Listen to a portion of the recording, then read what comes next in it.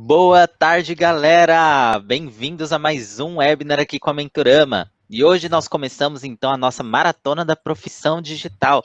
Sejam todos bem-vindos. É um prazer ter vocês aqui nesse novo horário de meio-dia. Hoje nós temos um convidado super especial aqui com a gente, tá bom? Coloque aí no chat de onde vocês estão falando, de onde vocês são, se vocês já são da área, se vocês estão começando, já assistiram algum webinar com a Mentorama antes. Ó, o Joel me mandou bom dia aí. Tem uma galera aí que ainda tá na parte. É bom dia, boa tarde, né? Na verdade. A gente tá quase virando meio-dia aí. Campo Grande, Tucuruí, no Pará. Bom dia, Tiago. Bom dia, Jonatas. Bom dia aí, Thalia, Teresina, Piauí, Santa Helena, Paraná. Marcos, bom dia. Diego, bom dia. Bom dia, galera. Sejam todos muito bem-vindos. Já assistiram algum webinar aqui com a gente antes? É a primeira vez que vocês estão aí com a gente na Mentorama. Olha que legal, graduando em Engenharia da Computação. Campinas, São Paulo, Maranguape, Ceará, Recife. Olha só que legal. Saudades, Recife. Cristiano lá.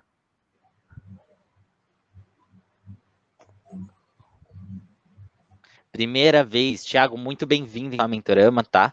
Para vocês que estão entrando agora, hoje é o início da nossa maratona aí, então, da profissão digital, tá bom? Logo mais, às 16 horas, nós temos aí também um webinar de design, na área de design, e às 9 na área de programação. Então, tem muita novidade, muita coisa boa. Não só hoje, até sexta-feira tem bastante coisa aí para a gente aprender. Nossos consultores já estão aí no chat para auxiliarem com as suas dúvidas, tá bom? Aqui no cantinho direito tem um botão também de interrogação, que vocês podem clicar e mandando a pergunta para vocês, para a gente fazer tanto durante o webinar, quanto no final também, a gente vai ter uma sessão só de perguntas e respostas para vocês, tá bom? Olha que legal, o Cristiano, ele é escritor e roteirista.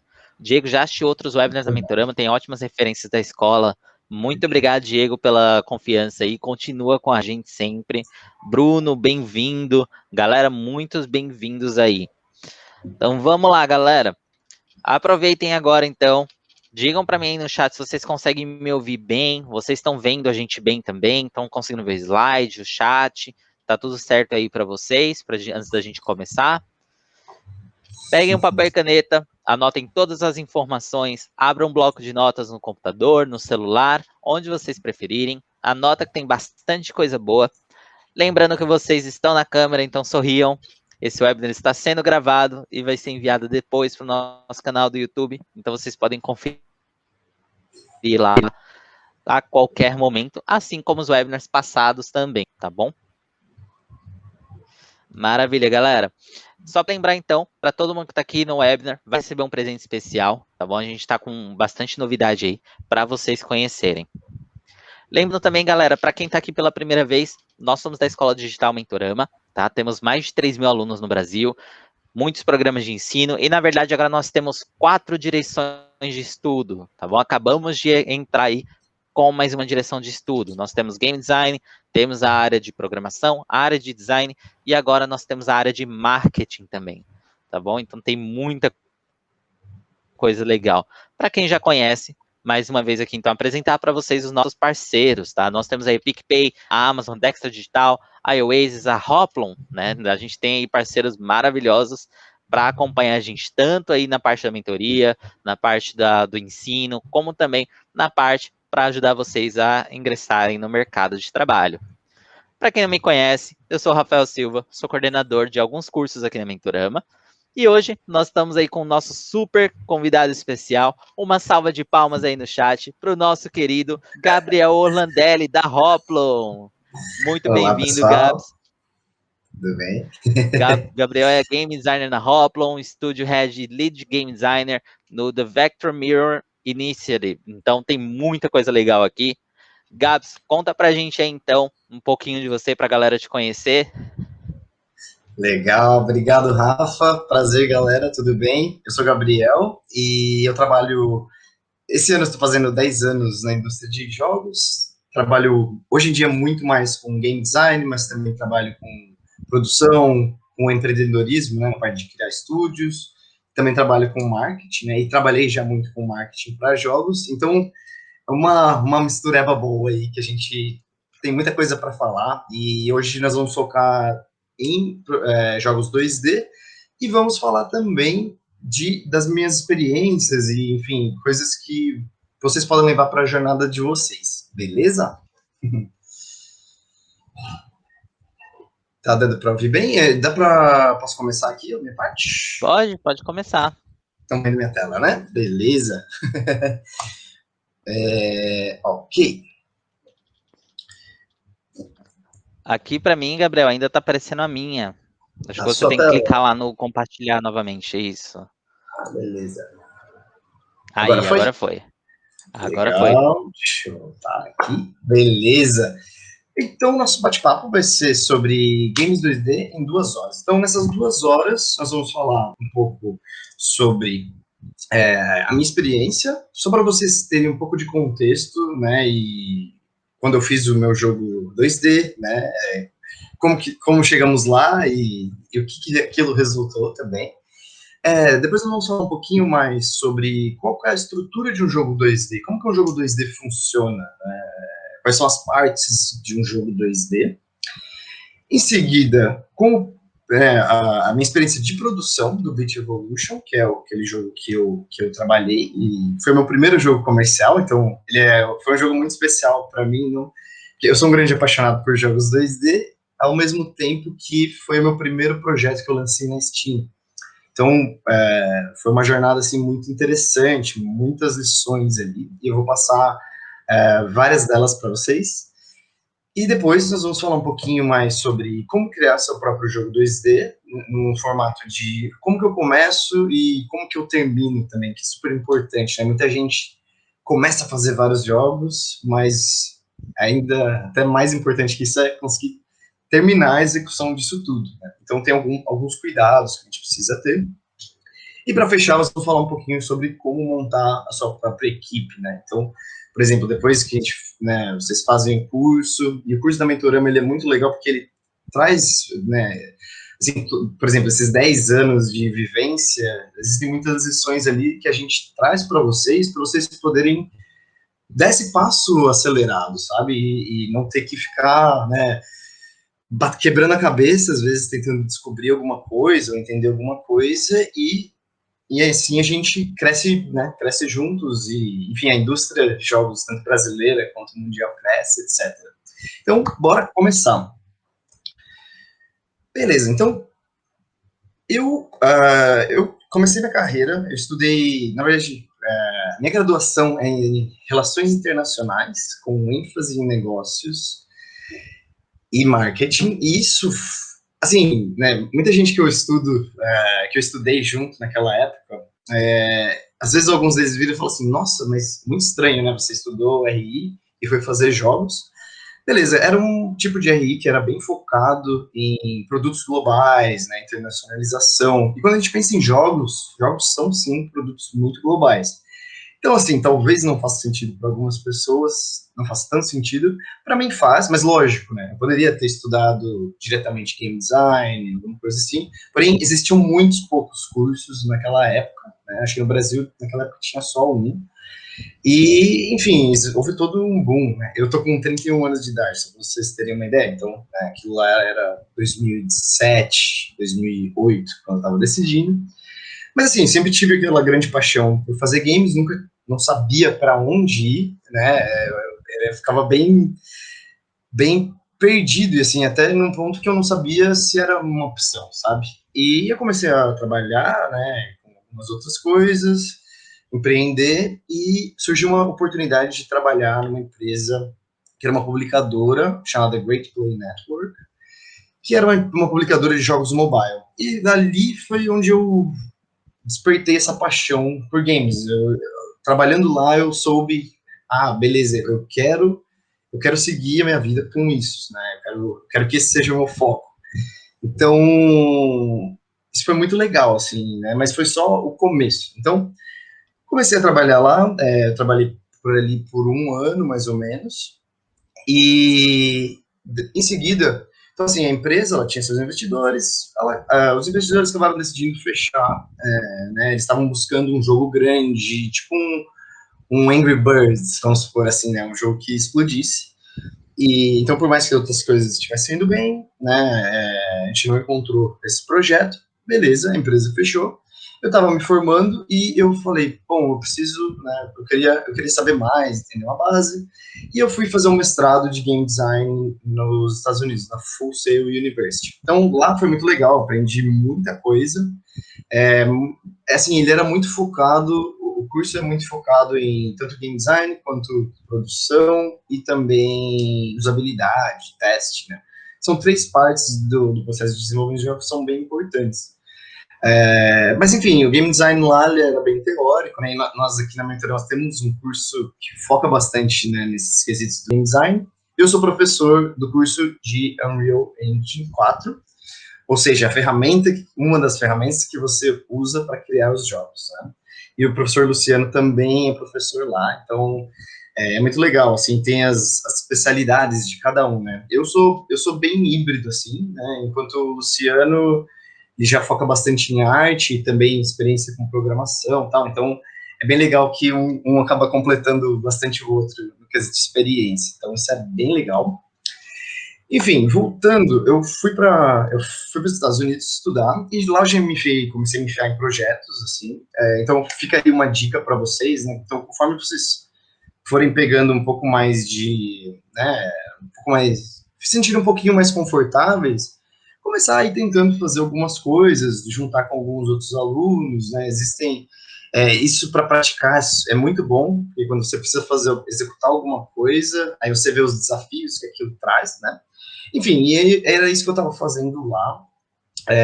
E também eu entrei numa das empresas que tem dentro da faculdade para você praticar, como se fosse um projeto de graduação, mas eu entrei já bem antes.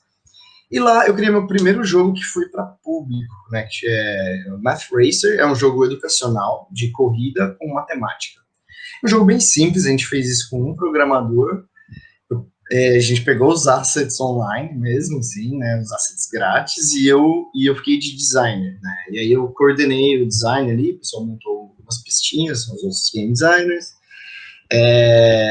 e foi uma experiência bem legal, mas assim, foi uma experiência de um jogo grátis, educacional, né, então, assim, aquele foi o primeiro passozinho, né, mas era muito legal de poder ver que o pessoal estava revisando o jogo, dando opinião, etc. E aí, mais para o fim do curso, né, teve um outro projeto, eu entrei para uma incubadora, né, e a gente começou a trabalhar num projeto bem legal, que era um projeto de thriller, né, um suspense, assim, era uma menina que estava dentro de um orfanato, tentando descobrir, né, o que ela estava fazendo lá, etc. Esse daí já foi, né, trabalhando usando o Unreal Engine, e o projeto acabou sendo cancelado, né, tinha muita gente envolvida, porém, a gente notou que muita gente ali, alguns ali, trabalhavam muito bem juntos. E dali a gente criou uma empresa chamada Major Games. E foi casou bem quando eu me formei, né? Assim, então foi o timing, eu me formei. E aí nós começamos a trabalhar com o Beat Evolution, que é o jogo que a gente vai falar hoje, né? É um jogo 2D. Vou entrar em mais detalhes sobre ele. E foi muito legal, assim, eu sou um grande apaixonado por jogos 2D, desde que eu me lembre, assim, eu jogo os meus primeiros jogos, né, então, assim, foi algo que foi muito importante na minha vida e também na minha carreira com games, né? E é algo que eu tenho muita vontade de voltar a fazer mais, no momento não estou fazendo um jogo 2D, mas beleza, então vamos lançar um jogo no Steam, foi bem legal, aconteceram algumas coisas bem interessantes, a gente vai falar disso daqui a pouquinho. Um pouco mais para frente, então 6 meses depois do lançamento, a gente lançou o Beat Evolution 6 meses, começamos a criar também um jogo de puzzle chamado Not Without You, que também foi para mobile e Steam, ou seja, né, PC e mobile, e o protótipo do Vector Mirror, que a gente vai falar daqui a pouquinho, mas então, no meio disso tudo, né, eu comecei a fazer um monte de coisas, e enquanto eu estava lá, eu recebi essa proposta para trabalhar na Hoplon como analista de marketing de produto, né? Marketing de produto ele fica no meio Assim, ele é a parte do marketing que está pensando ali no produto em si, mas, então, um conhecimento de desenvolvimento, né, um conhecimento mais profundo de como que funciona a produção de jogos, isso ajuda bastante. Enfim, são várias testes ali, né, várias coisas diferentes, muita pesquisa, localização do jogo, etc. Então foi uma experiência bem legal, isso foi em 2017, e agora um pouquinho mais recentemente, eu criei um estúdio novo chamado The Vector Mirror Initiative, que é esse VMI, nós estamos vendo na tela. Ele foi criado no começo do ano passado, e ele é como se fosse uma perna da Major Games, né? Então o pessoal que estava na Major Games antes, cada um acabou indo por um caminho. Esse projeto já tinha um protótipo, e que era o meu projeto favorito, e eu que tinha trabalhado mais nele. A gente olhou e falou, pô, o Gabriel poderia tocar, né? Eu posso liderar esse projeto e a gente executar. Então, começamos a fazer esse projeto ano passado. Nós lançamos a versão Vector Mirror Zero no Steam, que foi a versão grátis. Essa versão grátis, ela é separada, então, assim, não é o mesmo jogo. Imagine como se fosse um prequel, né, um antecessor da versão paga. E o Vector Mirror, o Vector Mirror Zero agora ele tá ali, bateu 85 mil downloads, né, a versão grátis, tá indo super bem, reviews estão bem boas, e agora nós estamos trabalhando no Vector Mirror, que é a versão paga, e assim, aí esse já é bem diferente, ele tem muito mais elementos de arte, mais mecânicas, mais narrativa, né? Então tem vozes lá dentro, né? Os voice-overs, como chamamos, etc. E agora, mais recentemente, né? Comecei a trabalhar também como professor na Mentorama, com o Unreal 4. Gosto muito, acho super divertido e é bem legal trabalhar junto com os alunos, o pessoal que está começando essa jornada, né? E dá para ver que tem muito talento, né? Que a gente, né, pode ajudar, né? Então, isso é muito legal. Também, mais recentemente, ano passado, eu passei do marketing para game designer na Rockwell. Isso tem sido fantástico, até é bem legal que hoje eu tenho outra live mais tarde, e é sobre o lançamento da nossa nova arena, né? Que eu fiquei coordenando ali essa criação e tal. Um monte de gente envolvida, claro, mas achei bem legal. Então eu vou contar algumas coisas sobre esse processo. E no Vector Mirror eu continuo como Studio Head e Lead de Game Design, né? Então, o Studio Head, ele toma as decisões do estúdio, né? Então, tudo que é negócios, mas ao mesmo tempo também muito envolvido com produção. E tem a parte de Game Design, né? Então, também mapear tudo. E é bem interessante, assim, são 15 pessoas nesse estúdio, pessoas do mundo inteiro, né? Tem gente de Nova Havaí até Dubai, sabe? Então, é uma maluquice, assim, de horários e tal, mas a gente faz a coisa funcionar. Eu acho que esse é um bom exemplo, assim, de às vezes a gente acha desculpa para uma coisa não funcionar, sabe? E esse é um exemplo do inverso, sabe? Assim, teriam várias possíveis barreiras que a gente conseguiu quebrar, né? Tentando resolver de algumas maneiras. Então, tem muito aprendizado aí também. E beleza, então esse é um overview geral, né, de por onde eu andei e como cheguei aqui. E agora nós vamos focar no Beat Evolution e falar de jogos 2D. Eu tô bem empolgado para falar disso. Bora. Então, antes de mais nada, eu quero rodar esse videozinho aqui, que é um vídeo que eu gosto muito, chama Go Ride. Ele é um vídeo, e até, caso vocês queiram assistir depois, a música dele é muito legal. Ele até é meio emocionante, assim, para quem jogou muitos jogos, né, muitos jogos 2D, como pixel art, etc. Então, aqui, eu quero que a gente preste atenção em algumas coisas diferentes. Vocês estão vendo que são vários jogos aqui, né? O corte, ele é bem focado no personagem, mas notem que existem muitos estilos artísticos aqui, né? Então, tem muito pixel art, por exemplo, Prince of Persia ali, enfim, ó, Link agora. Eles estão usando estilos diferentes, né, com limitações diferentes, então alguns alguma época você poderia usar mais pixels do que outra, e... Alô, alô? Ah, tô aqui ainda. Beleza. E, enfim, então nós vamos dar uma olhadinha em tudo isso. Ilustração, por exemplo, e também toda a estrutura de como um jogo 2D é feito. Só um momentinho, pessoal. Deixa eu ver. Vocês conseguem me escutar? Alô, alô? Ah, ok. Desculpa, eu olhei e falei, será que caiu minha internet? Beleza, continuando então. Perfeito, obrigado, pessoal. Então é isso. Aqui nós temos, né, muitos jogos de gerações diferentes, estilos artísticos diferentes. Agora nós vamos entender um pouquinho melhor dessa evolução, dessa trajetória, né? E também o que vai além de pixel art, né? E por que a gente começou com pixel art? Isso é bem interessante também, né? E olha, vocês podem ver que tinha alguns que eram em 3D, como esse aqui, tem alguns que são ilustrações, enfim, estão surgindo cada vez novos estilos artísticos para jogos 2D, né? Lembrando que o jogo 2D, ele é um jogo 2D, são dois eixos, né? Então, um dos eixos, ele é trancado, você não mexe nele. Ou seja, os principais modos de jogos 2D, nós temos esses, né? Que são os 2D plataforma, shooter, etc. E também existem jogos 2D top-down, onde a câmera fica por cima e você mexe, né? Igual o Link andando, né, para frente, para trás, assim, de cima.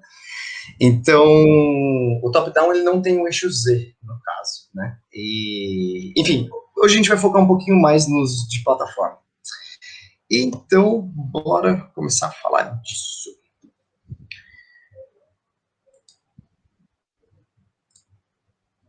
E até, antes da gente começar, eu acho muito legal também sobre esse vídeo, que o nome dele é Go Right.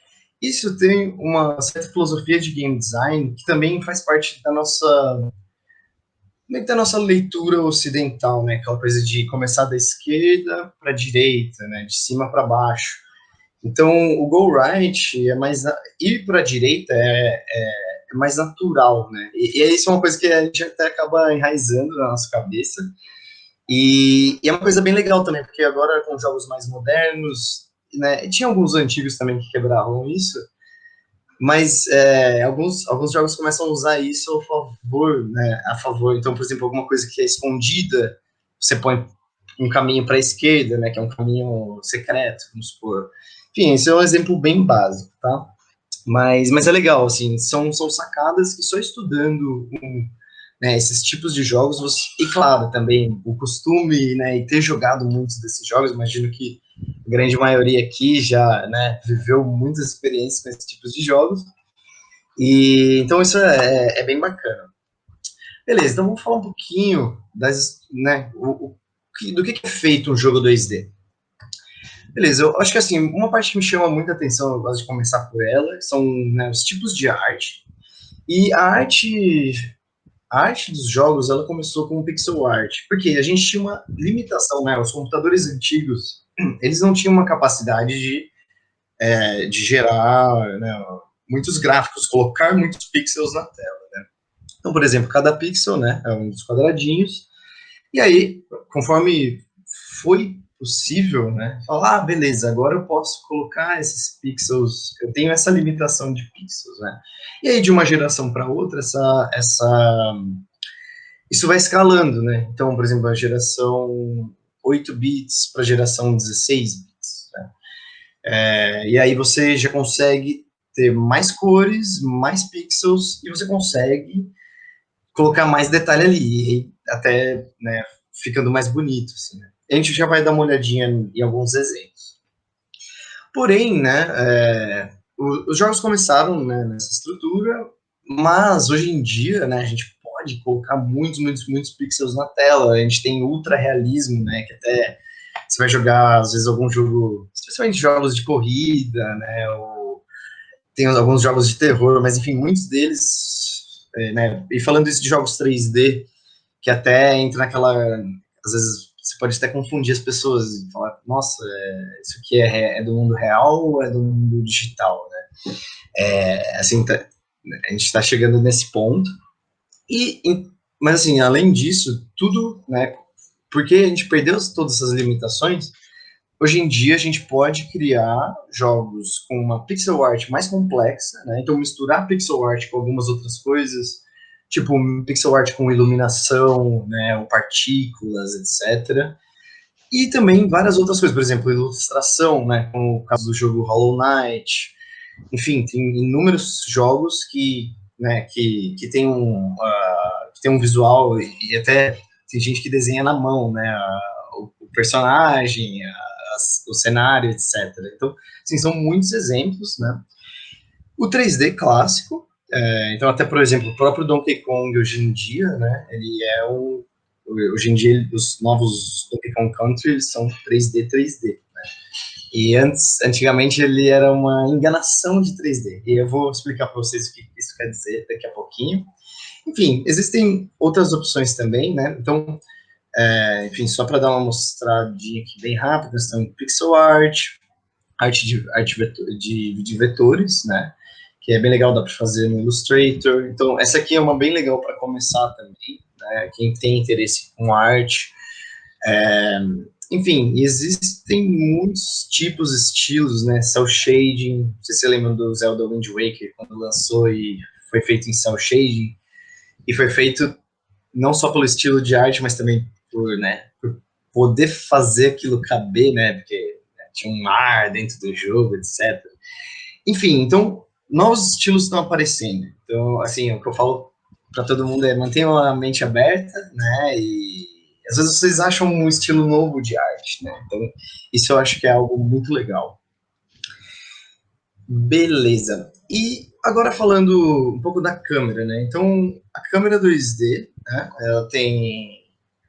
Ela é essa câmera que ela é fixa nessa posição, né? Ela é flat, vamos dizer assim. Porém, claro que tem muitas coisas que você pode fazer com a câmera, a maneira que ela segue seu personagem, etc. Dependendo de algumas interações, ela pode fazer um zoom para fora e para dentro. Existem muitas coisas que podem ser consideradas, né, na questão da câmera. Como a gente falou agora um pouquinho para trás, tem muito isso de você ir da direita, né, da esquerda para a direita, na verdade, eu coloquei ali errado. E uma outra coisa muito legal de câmera, que é um efeito que chama parallax. O parallax, ele é um efeito de fundo, de background, né? Que ele faz o seguinte, ele mostra, deixa eu até mostrar para vocês, o que ele faz? Ele divide tudo em camadas, né? Porque são tudo layers, né? São tudo no jogo 2D, tudo ali está em várias camadas. Se a gente olha a camada do fundo, então esse aqui é um ótimo exemplo. Nós temos aqui, né, uma primeira layer, depois uma layer do meio e uma layer de fundo.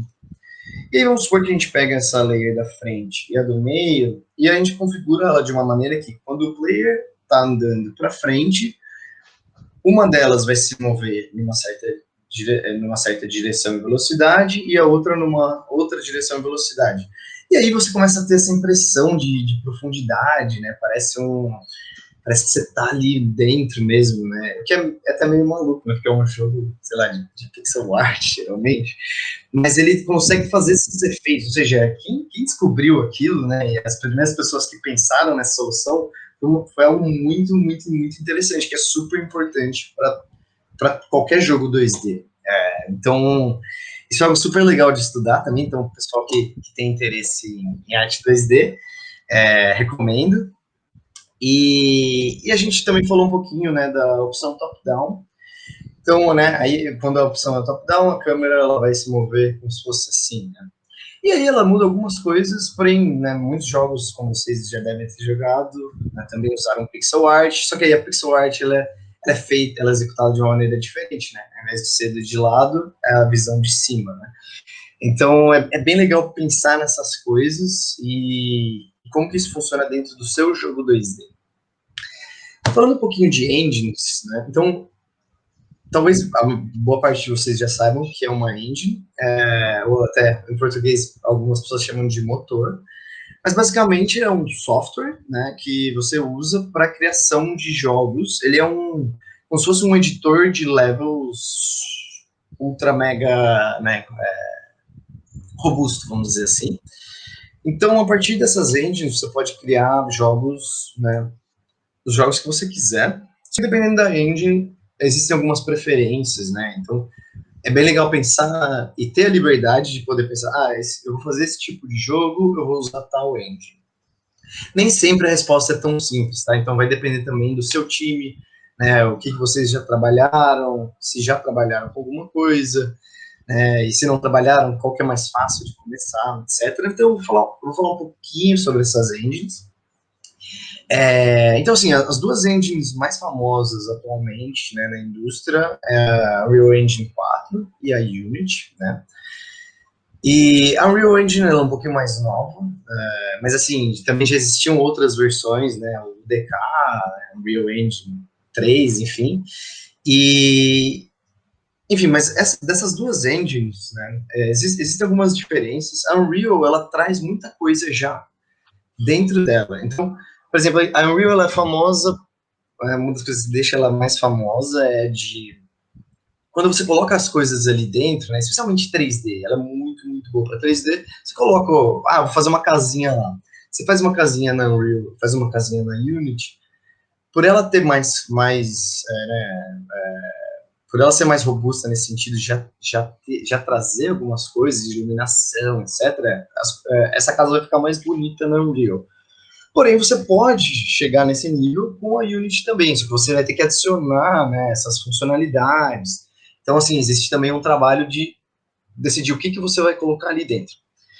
Agora, falando em jogos 2D, então, em jogos 2D, na Unreal, ela é um pouco mais experimental ainda, né? Já melhorou muito. Eu lembro quando eu comecei a usar o Unreal Engine 4, bem no comecinho, né? Ele era... O sistema para jogos 2D, assim, ele era bem... Não era muito bom, pra ser bem honesto.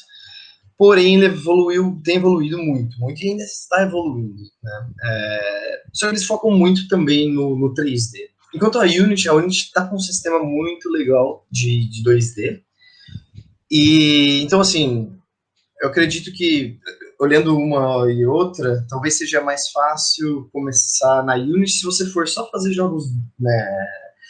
Eu quero só fazer jogos 2D, né? Eu acho que eu te encaminharia para esse caminho. Porém, eu acho super interessante, né, aprender as duas engines. Como essas duas são as maiores, né, do mercado, eu, por exemplo, estou passando por isso agora. Eu comecei com Unity, mas bem pouquinho, depois mergulhei na Unreal por muitos anos, e também fazendo algumas coisas na Unity, mas aí agora na Hoplon eu estou usando muito Unity também, e aí isso tem sido muito legal, porque eu tô conseguindo mapear e ver, entender muito bem as duas, né? Então, assim, são, né, milhares de horas de Unreal Engine, e aí agora entrando nesse nível na Unity.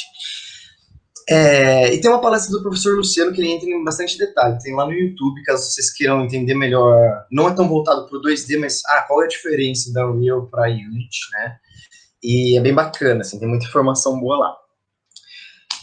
Mas voltando, a Game Maker, né, é uma outra engine, que é uma engine mais simples, ou seja, para quem é iniciante, ela também ela é bem interessante. Eu acho que ela acaba limitando a pessoa um pouco, sabe? Porque ela acabaria sendo muito focada no 2D, você não pegaria muita parte do 3D que a Unity e a Unreal tem. Mas assim, é super legal de experimentar. Na verdade, o Beat Evolution foi feito em Game Maker, e até vi alguém aqui falando de RPG Maker. RPG Maker é super legal para quem está começando também, quer montar algumas coisas. É bem fácil, né? E até para pegar umas sacadas de como que funcionam, né? Mas um nível mais avançado e mais do mercado, se a gente pensar, aí seria mais Unity e Unreal. Não que você não possa fazer jogos comerciais com essas outras, beleza? Mas existem várias outras aí, Godot, CryEngine, enfim, são várias, né? Mas eu recomendaria o foco nessas duas e talvez com suporte ali no Game Maker ou RPG Maker, caso tenham interesse.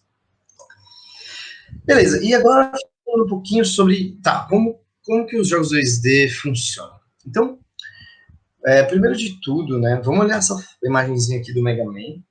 Vocês estão vendo que tem um grid, né, um grid com os quadradinhos, que a gente chama de tiles, né, são como os azulejos, vamos dizer assim. Então, cada azulejinho desse, ele é usado, imaginem que tem igual aquelas coisas de pintor, eu sempre esqueço o nome, né, um pedaço de madeira com as tintas, né, e aí você vai colocando cada cor ali, é meio que parecido com isso, né, então quando você está criando um jogo 2D, você vai ter um tile set, né, os tiles que você quer usar, e você vai reutilizando esses tiles, né, então, por exemplo, se a gente olhar aqui, ó, no meu mouse, vocês vão ver que, ó, por exemplo, um tile branco, desculpa, de uma cor sólida aqui, né? Então, esse aqui, ó, por exemplo, esse aqui é todo o mesmo tile. Esse aqui, ó, dessa quina, é igual a esse aqui, né? Então, o seu artista, né, ou se você for o artista, você vai precisar só criar as peças essenciais que você vai precisar. Isso é bem legal, assim, bem legal de ver, uma coisa que a gente cobre nos cursos, né, das engines, e é muito divertido, assim, né, porque é aquela coisa de ir montando, né, e pintando, etc. E é legal, dá para fazer muita coisa interessante. Então, mas voltando um pouco, né, e a gente vai olhar isso um pouquinho mais a fundo daqui a pouquinho também, mas assim, então o importante nós temos um sistema de grid, e esse sistema de grid funciona em layers, em camadas, né? Então, por exemplo, vamos supor aqui que o layer 0, né, o layer principal, ele é o layer que tem colisão, ou seja, ele é o layer que tem o chão, e também é o layer que vai ficar o Mega Man.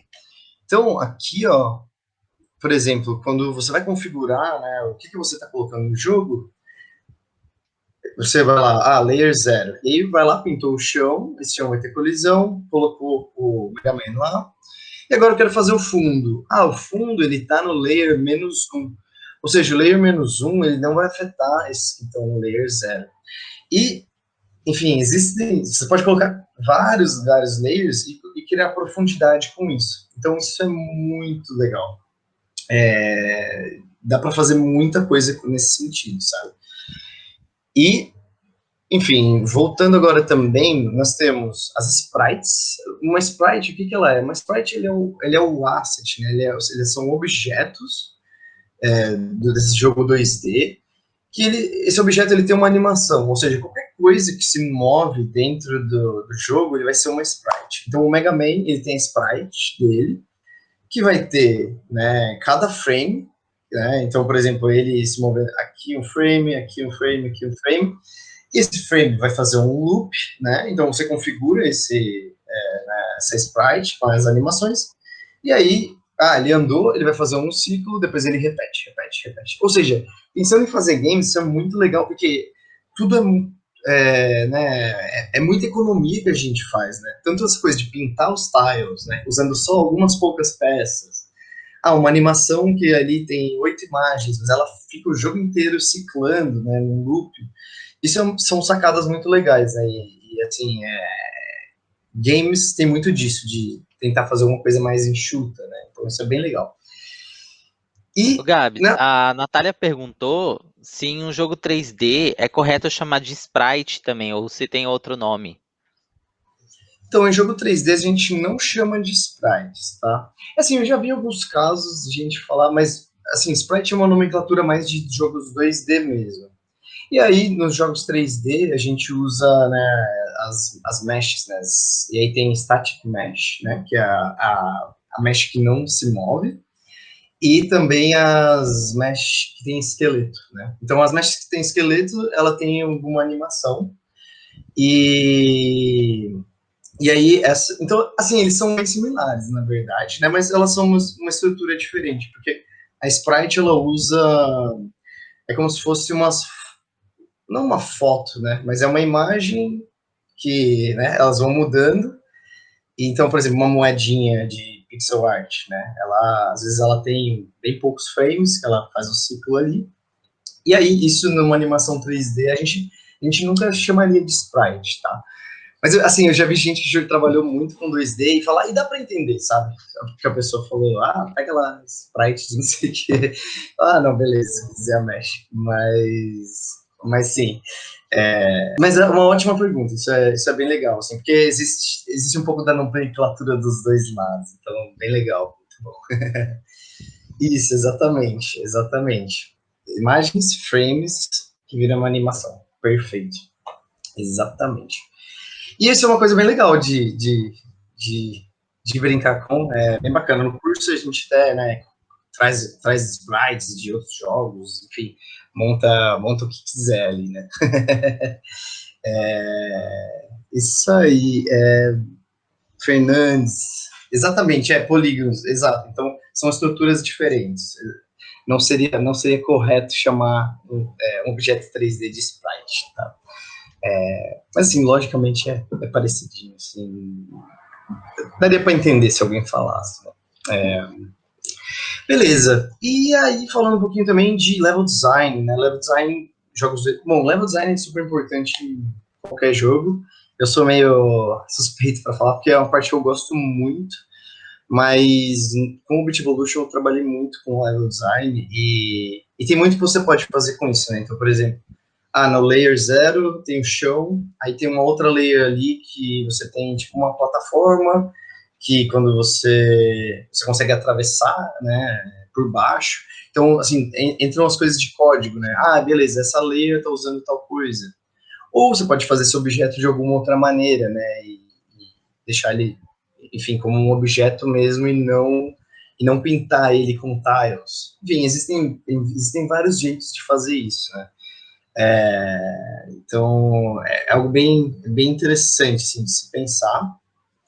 E também falar um pouquinho, né, da evolução dos jogos, né, da arte. Então, por exemplo, se a gente olhar aqui nessa imagem abaixo, né, nós temos aqui uma versão do Mario e aqui outra versão do Mario, né? Essa aqui do Nintendinho lá, bem antiga, e essa aqui já do Super Nintendo. Então, enfim, conforme as gerações vão aumentando, né, as limitações, você tem, as limitações mudam, né? Então, por exemplo, aqui, esse Mario, ele tem muito, muito, muito mais pixels do que esse aqui, né? Por isso que ele tem até, né, um pouco, por poder usar outros tons de cor, você consegue, né, ter essa... Por exemplo, esse aqui, ó, do Donkey Kong. O Donkey Kong é um jogo 2D, ele usa sprites, né? Né, não era poligonal, nunca foi. Só que, por poder usar tantas cores, né, e tantos pixels, eles conseguiram fazer uma iluminação que meio que te engana, e aí ele parece um jogo 3D. Então isso é bem legal, assim, são umas sacadas, são os truques de desenvolvimento de jogos que é super legal, super criativo, assim, né? Quanto mais eu estudava isso, mais eu me apaixonava. Então é isso, assim, né? Um pouquinho dos estilos diferentes e assim, os jogos 2D agora eles estão revivendo, né, de certa maneira, já estão muito fortes. Então tem Dead Cells, que está fazendo umas coisas muito malucas, com arte, né, com gameplay, enfim. Então, assim, eu acho que tem muita coisa pra gente ver ainda na frente. Ou seja, eles não estão mortos, tá? Muito pelo contrário. Mas é isso, Rafa. Primeira pausinha aí pra você. Maravilha. Dá um tempinho então aí para tomar uma aguinha, descansar um pouco aí.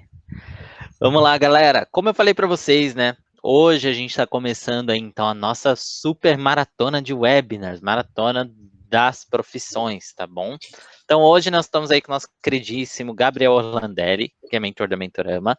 Amanhã nós vamos ter aí o Lucas Stanis, a partir das 16 horas. E na sexta-feira, o nosso outro mentor, Rodrigo de Souza, que também é game designer e mentor da Mentorama, também nas 16 horas, tá bom? Lembrando que hoje também temos webinars aí na área de design, a partir das 16, temos webinars de programação também, um pouco mais tarde aí, às 19, e vocês podem inscrever para todos esses webinars, direto no Instagram, no link, direto pelo nosso site, tem bastante jeito aí de você fazer a inscrição.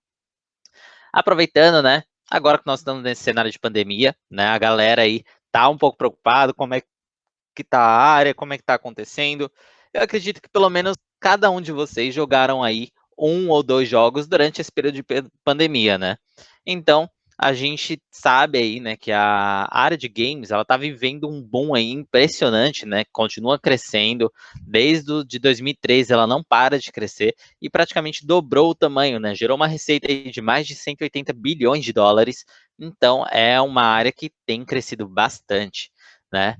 E justamente por conta disso, né, que a gente está trazendo aí para vocês a maratona das profissões, para mostrar para vocês aí que tem jeito de entrar no mercado de trabalho, tá? Temos programas de ensino aí na área de profissão, tanto de game dev quanto de game designer, tá bom? Para vocês conhecerem um pouco aí. Temos o Profissão Game Designer, onde vocês vão aprender desde a primeira parte lá, vão aprender prototipagem, vão aprender documentação, tem a parte de artista 3D, onde vocês mexem com modelagem, com animação, tem o Profissão Unreal Engine, onde vocês vão aprender também a programar usando a engine, tanto com Blueprints quanto com C++, e também a profissão Unity. Então a gente tem muito programa, muita coisa legal. Vocês vão aprender C++, vão aprender C Sharp, vão aprender Blueprints, vão aprender a animar, vão aprender a fazer 1 bilhão de coisas, dependendo do programa aí que vocês escolherem, tá bom?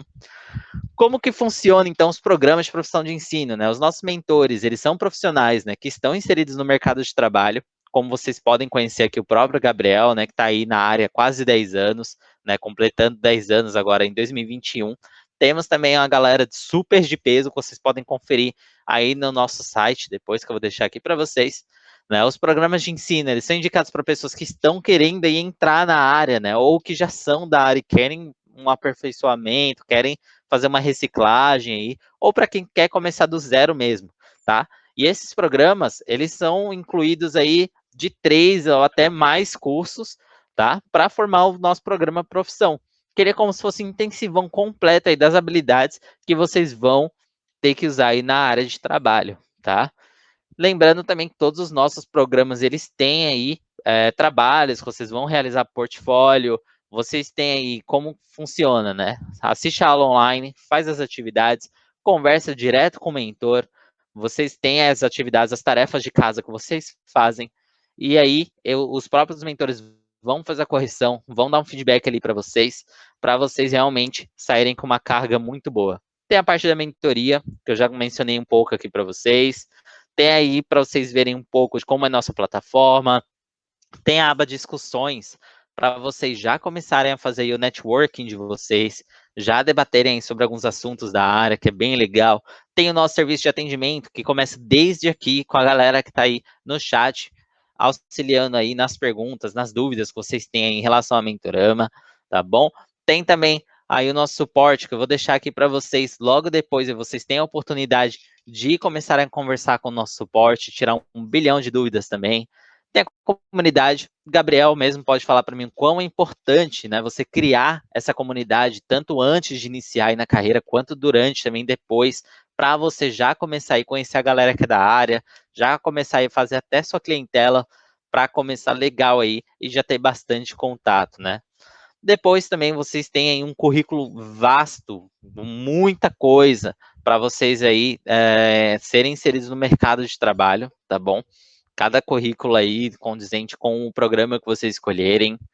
Tem também o nosso, né? Tem muito privilégio aí no programa da profissão. Vocês têm 4 orientações por ano sobre a carreira escolhida, 6 workshops diferentes ao longo do ano.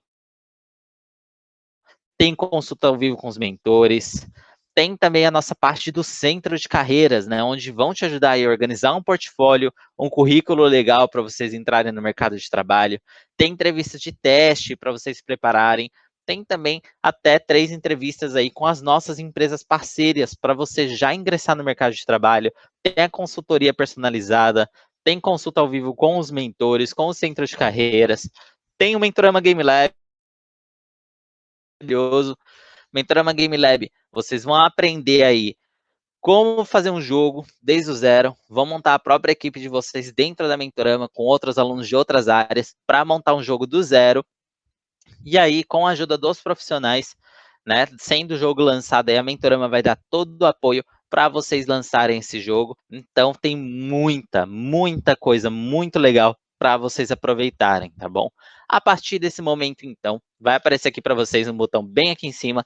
Cliquem, deixem o nome, telefone, e-mail, para vocês conhecerem todos os nossos programas. Tem uma lista aí bem legal dos programas da área de gaming para vocês conhecerem. Vocês podem conferir mais da grade, podem conversar com os nossos consultores para eles te explicarem com bastante detalhe, para vocês começarem já essa parte do ano aí, já entrando no concurso legal e também entrando aí para o mercado de trabalho em breve, tá bom? Então é isso aí, Gabs. Dê um tempinho aí, beber uma água, tranquilo. Maravilha. Eu sim, beleza. Vamos A continuar. galera já Valeu, está Rafa. começando aqui, imagina, a galera está começando a clicar aí já. Vamos voltar então a conversar mais aí sobre o mundo de games. Perfeito, bora lá. Legal, então agora nós estamos na parte que é a minha experiência própria com o jogo 2D, né, que foi o caso do Beat Evolution. Então, como eu falei lá no comecinho da palestra, né, esse foi o nosso primeiro jogo comercial. Ele começou com um protótipozinho assim, de 3 levels, e era só no mundo do Atari, né, então era tudo muito simples. Porém, ele tinha um gameplay legal. Então, assim, só para contar um pouco mais sobre o que é esse jogo, então você joga com um personagem chamado Beat, que todos esses aqui são versões diferentes dele, e a cada mundo que você passa, você evolui, né, para uma era diferente dos jogos. Então, esse primeiro aqui é do Atari, depois esse aqui é inspirado na era do Game Boy, e aí fica tudo, né, grayscale, né, de preto, cinza e branco, e, né, diferentes tons de cinza, depois do Nintendinho e do Super Nintendo. Então, assim, foi muito legal, nós tivemos que fazer um estudo bem forte, assim, todos os jogos de cada era, né, a gente já conhecia muita coisa, porém, é diferente quando você vai estudar para criar um jogo, né, e muitas vezes você jogou muito mais um certo jogo do que o outro, etc. Então, foi muito bacana. Eu vou dar play aqui nesse vídeo para vocês terem uma ideia de como que ele é. Mas, assim, foi uma experiência muito legal.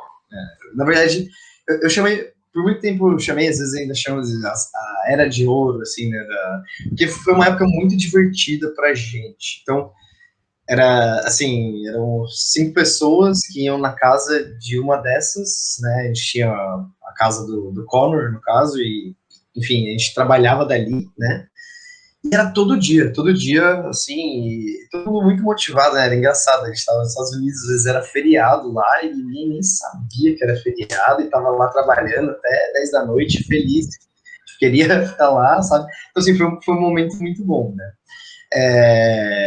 E, claro, agora eu estou num outro momento que está sendo muito, muito bom também, muito legal, né? Você vai evoluindo, vai pegando projetos com escopos maiores, etc., porém, jogos 2D são excelentes para começar, né? Para um primeiro jogo, ele tem algumas coisas, né, dele, né? Mas pensando na complexidade, geralmente é mais fácil de executar. Então, é uma ótima opção para vocês começarem, tá?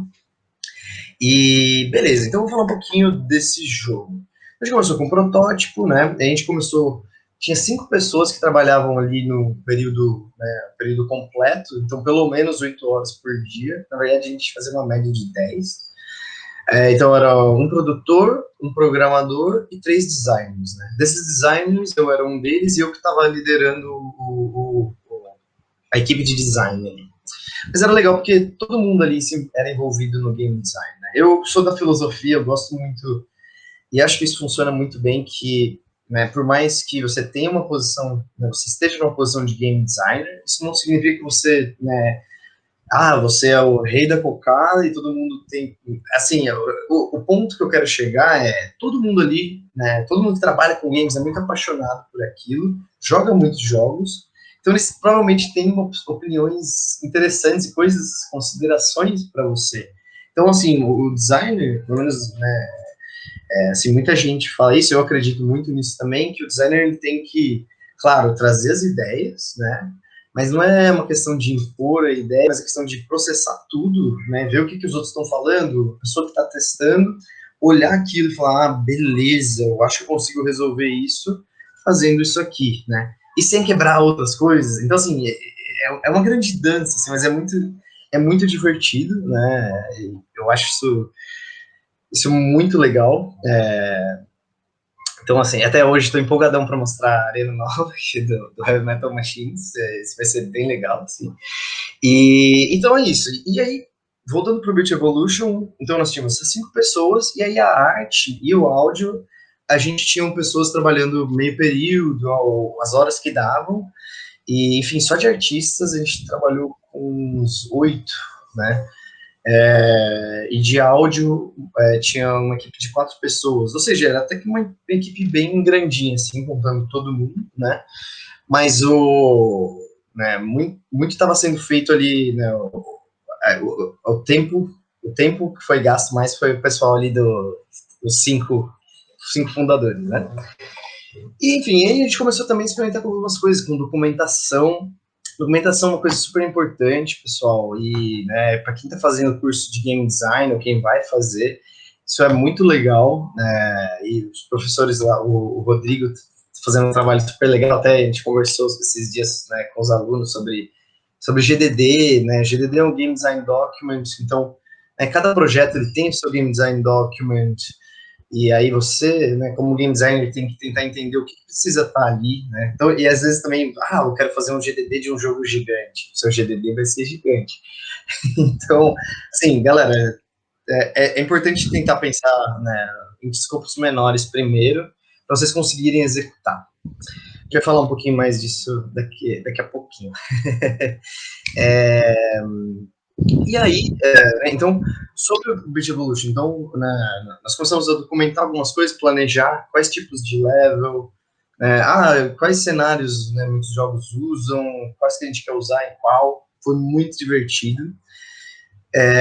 E uma coisa que a gente, né, meio que percebeu depois, e isso é muito interessante, já mais na parte de produção, que a gente falou, olha, se a gente está criando, né, as estéticas diferentes para cada mundo, de certa maneira, é quase como se a gente estivesse fazendo 4 jogos diferentes, né? Porque tem toda uma configuração, tem todo o estilo artístico, por mais que o estilo esteja alinhado, né? Por exemplo, só do personagem Bleach, nós tivemos que fazer 4 versões. Então, assim, são coisas, né, que às vezes a gente começa um projeto sem pensar muito, né, sobre isso, e acabam afetando o escopo, né, o tamanho do projeto. Claro que, assim, no nosso caso, diria que deu certo, e até a gente trouxe mais artistas para compensar essa questão, mas é uma sacadinha para vocês no futuro.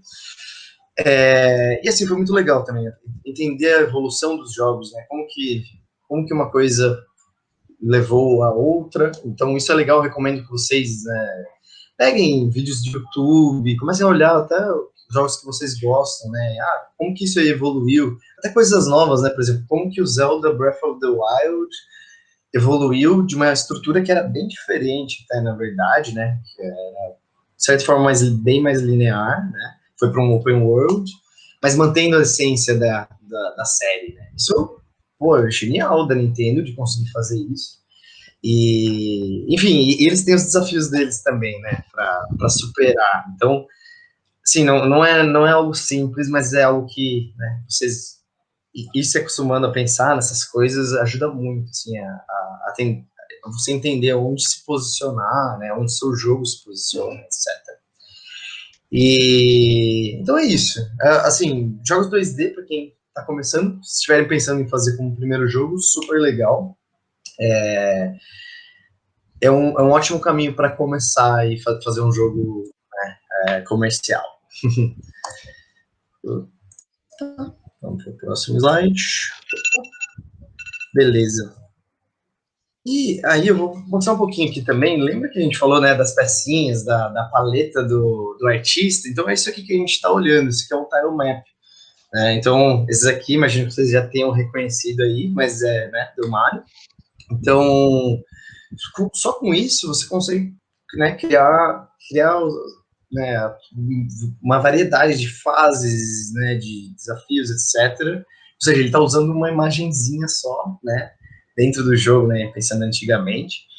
E era muito maluco, né? Antigamente não existiam nem as engines, né? O pessoal tinha que desenhar, na época do Miyamoto do Mario, ele desenhava no papel, num grid, durante o dia, e de noite, que o programador ia trabalhar, ele pegava aquele grid e colocava por código, cada coordenada de onde tal coisa estaria. Então, assim, maluquice, a gente chegou num nível bem legal já, assim, né? Ou seja, vai ficando mais fácil, mas também vai ficando. Conforme vai ficando mais fácil da gente poder criar jogos, a gente vai subindo o nível de complexidade deles, né? Isso acontece na carreira de todos nós. Eu agora estou trabalhando com jogos com um escopo maior, né? Então isso é bem interessante, assim, algo para a gente ir seguindo esse caminho, né? Vamos dizer assim.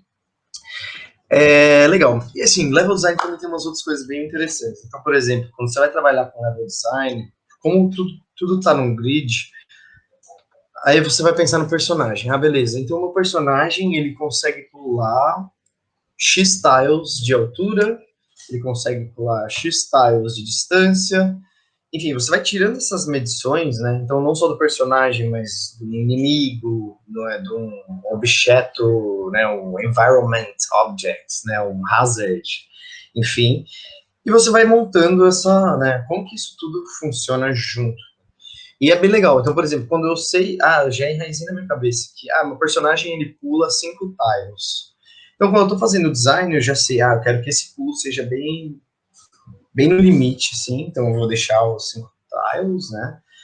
Ou, esse aqui eu não quero que ele faça. Eu já coloquei 6 tiles, vai parecer que eu consigo fazer, talvez, mas não vou conseguir. Então, assim, são coisas que você vai pegando do seu próprio jogo. Isso eu acho fantástico, sabe? E tenho muita saudade de voltar a trabalhar com jogos 2D. E vou voltar. Mas é isso. Então, assim, muitas coisas para considerar. Inimigos, né? Como que é o behavior, o comportamento de cada inimigo. Né? O que ele faz? Você pula na cabeça dele, aí ele fica bravo, muda o estado, ele fica vermelho e começa a andar mais rápido. Enfim, tudo isso são coisas que, né, a gente precisa documentar e também pensar muito, né, para entender. Não recomendo não fazer muito freestyle, mas, né, acontece também, acontece muito, mas faz parte. Quanto mais a gente documenta e pensa nessas regras, melhor é para o jogo. Né? E é isso. Então, né, o visual, você vai pensar num tile map. O tile map, talvez você pode ter um tile map diferente para cada estilo, né? Então, por exemplo, a fase da água eu tenho esse outro tile map, né? E aí eu uso tais coisas, e aí é legal que eu usei esse exemplo, porque a fase de água, eles têm algumas coisas com layers, com as camadas, que é bem interessante de fazer. Então, né, colocar uma camada na frente do player, e aí ele fica tipo um filtrozinho com um azul bem claro, e aí parece que você está dentro da água, né? Então, são uns detalhezinhos, assim, que fazem toda a diferença. E teve uma coisa bem legal do Beat Evolution, que foi o Lim, né, que é o nosso programador, ele criou uma ferramenta, porque assim, imagina você monta um level inteiro, né, e tem que ficar pintando chãozinho por chãozinho, etc. Isso é bem trabalhoso, né? E aí ele criou uma ferramenta que ela conseguia criar proceduralmente, ou seja, a gente pintava, por exemplo, tudo que era preto era chão. O que era vermelho era um hazard, né? Um espinho que te mata, ou enfim, uma lava, o que seja, etc. Tinha um color code, né? Uma cor de código. E aí, quando você dava play, o jogo mesmo transformava tudo isso, né, no visual que ele deveria já ter no final. Então, assim, isso salvou um monte de tempo. Ou a gente achou que salvava um monte de tempo, e na verdade salvou. Porém, bem no fim do projeto, a gente viu e falou, isso aqui está causando alguns problemas de performance, a gente vai ter que fazer na mão. Só que ele virou uma ferramenta de prototipagem, entendeu? Então era muito mais fácil, a gente ir lá, pintava tudo de preto, vermelho, etc. Beleza, vimos como aquilo vai ficar, finalizado? Agora nós vamos voltar e pintar tudo certinho, colocar cada pecinha, etc. Que na verdade eu acho super divertido. Talvez alguns não achem tanto, mas é arte 2D, né? Então, assim, são coisas de colaboração que a gente se ajuda, né? E isso foi uma coisa que o nosso programador fez pra gente que ajudou muito o projeto. Então, super legal. E agora voltando assim, pensando na essência de tudo ali, né? Porque a gente estava criando nosso primeiro estúdio de games. Né? E criar um estúdio de game, por exemplo, quando a gente pensa, né, as partes principais, assim, né? Por exemplo, especialmente, eu quero ter um estúdio de jogos, né? Então tem a parte do empreendedorismo, né? Pensar naquilo como um negócio, né? Como ele vai fazer dinheiro, qual é a estratégia de lançamento desse jogo, né? Que época que eu quero lançar, e aí já envolve também marketing, né? Então assim, isso que é muito legal, né? Porque você tem que ter essa paixão, né? De gostar muito de videogames para tentar ir indo e calocando cada uma dessas disciplinas para tentar visualizar tudo como um todo, né? Então, como que a gente vai, né? E especialmente também pensando em produção, né? Beleza, quanto tempo a gente vai demorar para fazer esse jogo? Eu não sei. Tá, mas quantas pessoas você tem na equipe? Eu tenho 3 pessoas. Beleza. Essas 3 pessoas podem trabalhar quantas horas no projeto? Tal, X horas cada um fazendo tal coisa, a gente consegue produzir isso aqui nesse espaço de tempo, né? Assim, não existe tanto milagre, dá para ser feito. Tudo que está num jogo tem que ser colocado lá dentro. Então, por isso que todo mundo fala, tem muito cuidado com esses negócios de escopo, né, assim, quem está começando, não, e assim, ai meu Deus, eu já imaginei uma ideia que é um jogo nível GTA, assim, pô, legal, nada contra, né, mas vai lá, anota coisas que você gosta sobre o projeto e tal, mas lembre, né, pô, o GTA foi feito, tinha mais de 500 desenvolvedores, né, sei lá quantos, meio bilhão de dólares gastos, né, para criar, então assim, nada como um passo após o outro, tá, pessoal? Porque muita gente se frustra de tentar fazer coisas grandes, né? E aí é muito mais fácil de falhar, né? E assim, uma coisa que eu acho muito legal, né? Um game designer que eu gosto muito, o Tyler Doyle, estava falando disso no Twitter esses dias. E no Reddit, por exemplo, tinha muita gente falando isso. Fala assim, não, você tem que fazer o seu jogo dos sonhos de primeira já. Você quer fazer um GTA? Faz um GTA.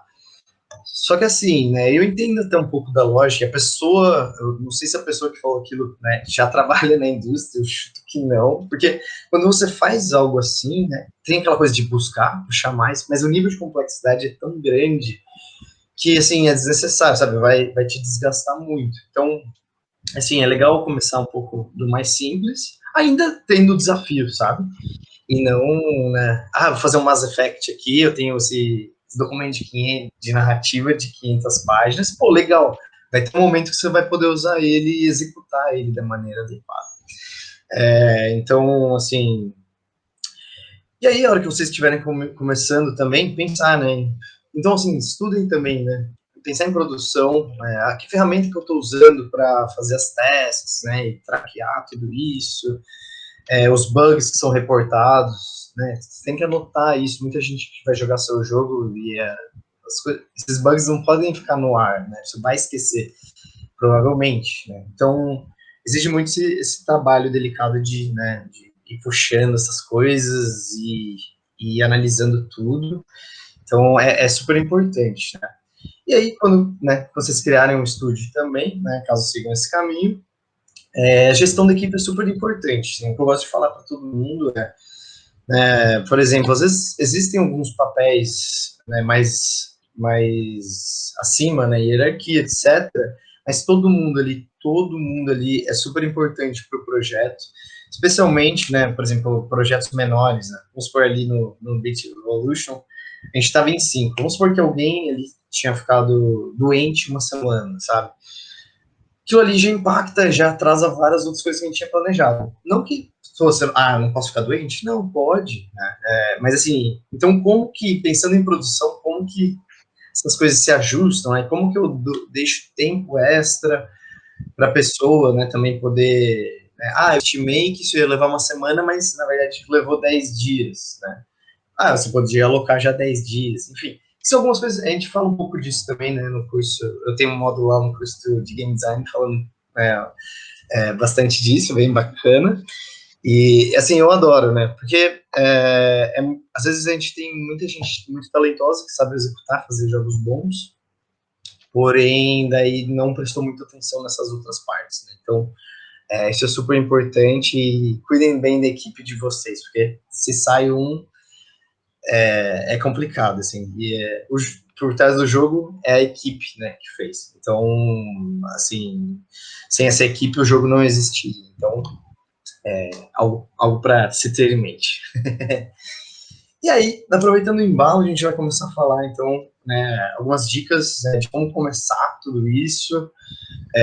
Vou fazer bastante relação com o Beat Evolution mesmo, né, mas também dos outros estúdios, né, nossa, sei lá, eu já criei umas 8, estou chegando umas 10 equipes aí, né, algumas bem menores, mas enfim. E olha só, do Vector Mirror a gente montou uma equipe rápida, assim, em 3 meses a gente montou uma equipe que estava com 10, beleza, eu não estava com 15 ainda, nesses 3 meses eu já estava com uns 12, sabe, já estava executando, todo mundo comunicando, né, funcionou rápido. Isso é uma prática que você pega. Então, também voltando para a lógica, né, de fazer jogos menores, você faz jogos menores para poder errar também, sabe? Porque aí você errou, sei lá, 10, você fez 10 jogos pequenos, né? Em todos eles você teve coisas que você acertou, coisas que você errou. No 11º jogo que você for fazer, você já vai lembrar de tudo isso que estava ali atrás, dos erros, né, e dos acertos, e vai executar aquele 11º de uma maneira bem mais eficiente. Então, é bom ter esse fluxo. Então, fica a dica. Comecem a fazer algumas coisinhas tal, e daqui a pouco vocês vão voar. E é isso. E assim, montar uma equipe, às vezes, né, você pode... Pô, eu já me peguei nesse... hoje em dia não mais, eu acho super divertido também. Mas quando você quer começar a montar uma equipe, você fala assim, putz, de onde que eu começo, né? Geralmente, às vezes, você já sabe algumas pessoas que você gosta de trabalhar, né? Até por isso que a gente tem as conversas ali da Mentorama, vai ter o Game Lab, etc. Então é legal, assim, às vezes tem pessoas ali já que a cabeça já bate uma com a outra, né? E aí, tem um programador que gosta de trabalhar com um artista. E isso você vai descobrindo, né? Trabalhando juntos, né? Então, assim, às vezes também não dá tão certo e não tem problema, né? É um processo que leva um tempo, mas quando você acha um pessoal, né, uma equipe que trabalha bem junto, isso é fantástico, né? Então, na Major Games isso aí deu tão certo, né? Porque a gente veio de uma outra equipe que era bem maior, e aí tinha muitas metas diferentes, etc. E, né, muitas personalidades diferentes. E aí, quando a gente criou a Major, a gente foi para uma equipe que a gente já sabia que trabalhava bem juntos. Sorte também que a gente já era próximo, a gente ficou muito mais amigos depois, mas existia aquela liberdade. Então, isso era muito bom para o projeto, porque, se eu tenho a liberdade de falar, vamos supor que eu e o Rafa estamos do meu time, Rafa, cara, isso aqui que você fez do seu level eu não gostei tanto. Eu acho que ficou. Mas eu tenho essa liberdade e eu sei que você vai ouvir isso pensando no feedback mesmo. Não vai levar isso pro seu ego, sabe? Falar, não, nossa, cara, o Gabriel, que chato, só reclama. Tipo, não é sobre. Não é sobre eu e você, mas é sobre o produto, né? O produto fica bom. Então, sim, isso é bem legal. E aí, né, começar juntar algumas coisas, algumas pessoas, começar a criar um protótipo. E, né, documentar, pessoal, eu bato bastante nessa tecla, porque, e assim, galera, é normal, game designers, né, muita gente, não consegui documentar, já fui lá e fiz, pressa, mas sempre que a gente documenta as coisas, né, ajuda infinitamente as outras pessoas e também vocês, né, para você visualizar. Por exemplo, geralmente, se eu estou imaginando um jogo que eu quero sugerir para alguém, fazer um pitch, eu tenho que documentar, porque senão não dá para visualizar ele todo por completo, sabe? Porque tem os detalhes que você só vai encontrar durante essa documentação. Então, assim, é coisas que a gente apanha no começo, de certa maneira, porque é muito novo, assim, né? E é diferente de ir lá e montar um level, sabe? Mas é uma prática muito boa e que, né, é super legal de ir pegando. E assim, né? Conforme vocês forem criando as mecânicas, o protótipo, e fazendo essa análise, qual que é a sensação, né, do jogo? Tipo, no Beat Evolution, até que a gente fez isso, até que foi rápido, né, que era uma plataforma, mas alguns ajustes, ajuste de velocidade, ajuste do pulo, etc. Pô, legal, tá funcionando bem, né? Então, isso é bem bacana. E assim, no fundo, para você se perguntar, pô, e aí, eu acho isso aqui bom ou não? Né? E se eu não acho bom, por que não? Porque ainda não é bom. Né? O que eu posso fazer para ele, né, para ele ir para esse outro lado? E, enfim, esse aqui, né, batendo um pouco na tecla anterior também, então façam mais projetos de escopo menores, né? Então, bem no comecinho, faz vários projetinhos, mini-jogos, etc. Eu nem pensaria tanto em vender, né? Fazer alguns joguinhos para você pegar o jeito de cada coisa, criar menu, enfim, são várias coisinhas, né, que compõem um jogo, né? E também para lembrar, né, que esse começo da jornada, ele é muito divertido e às vezes é meio, tem a palavra em inglês que chama overwhelming, né, que às vezes você fica meio, você pode se sentir meio sobrecarregado no sentido de, assim, você olha, né, pensa, imagina um projeto e fala, nossa, tem tanta coisa para fazer e tal. Mas é por isso também que documentação e produção são super importantes, para você conseguir visualizar isso. Né? É isso, fala, pô, beleza, então meu time de arte está muito pequeno ainda, porque a gente quer fazer. Eu vou aumentar o time de arte ou eu vou reduzir o escopo do projeto, sabe? Posso cortar algumas coisas aqui, enfim. É uma doideira, mas é muito legal, assim. E alguém vai ter que decidir isso, né? Então, geralmente em estúdios pequenos também isso cai muito nas mãos do lead game designer. Então é isso. E também para vocês conhecerem, né? Por exemplo, eu sou um cara bem híbrido, né? De várias disciplinas. Eu me vejo, assim, né, bem focado em game design e level design, minha maior paixão, assim. Mas assim, eu sei programar, não sou um programador, não sou um grande programador, sabe? Mas eu me viro, eu crio os blueprints. Às vezes, olhando um código, beleza, eu consigo entender algumas coisas, mesmo para arte, né? Eu não sou um artista 3D, mas eu sei que, né, como que é o processo de criação de e eu já fiz isso, por mais básico que fosse. Então, você consegue falar a língua das outras pessoas da sua equipe. Então, isso é bem importante, assim, né? Especialmente para quem está no meio disso tudo. Se você está liderando um projeto, etc., você consegue falar a mesma língua que todo mundo, né? São várias línguazinhas, é como se fosse uns dialetos aí que cada um fala e quanto mais você puder pegar disso, melhor. E agora, rapidinho, pensando em terminar, né? Como terminar um projeto? Então, beleza, eu penso em, né, como começa, mas super importante, para você conseguir chegar no final, você vai ter que ter uma equipe que está, né, que está trabalhando bem juntos, ou seja, que eles estão comunicando, eles são engajados entre eles, né, que eles podem sentar juntos e resolver um problema. Isso eu acho super legal no Vector Mirror, né, porque eles são muito independentes, né. Então, por exemplo, o nosso technical designer precisa resolver alguma coisa com a lead de áudio e também com o level designer de X-Level. E aí entra lá todo mundo numa call, né? E eles conversam, e aí se tem alguma coisa, putz, isso aqui mexe no criativo. Aí eles já vêm falar comigo e com o diretor criativo, sabe? Então, tem essa sacada também, putz, isso aqui, agora tá envolvendo tal pessoa. É bem dinâmica, e sim, vai escalando, é uma coisa louca, assim, mas é legal, assim, para mim é a mágica de fazer videogames, né, e de confiar também um no outro, sabe, de também não ter que ficar, né, putz, não, absolutamente tudo tem que passar por mim, né, enfim, são estilos diferentes de gestão, né, mas esse é um caminho que eu sigo. E não esqueçam, né, pessoal, todo mundo quer ser ouvido, então escutem a equipe, né, às vezes você não está entendendo muito bem qual que é o problema ali, né, tentem dar valor de entender e, idealmente, achar uma solução que funcione para todos, né, então isso é bem legal.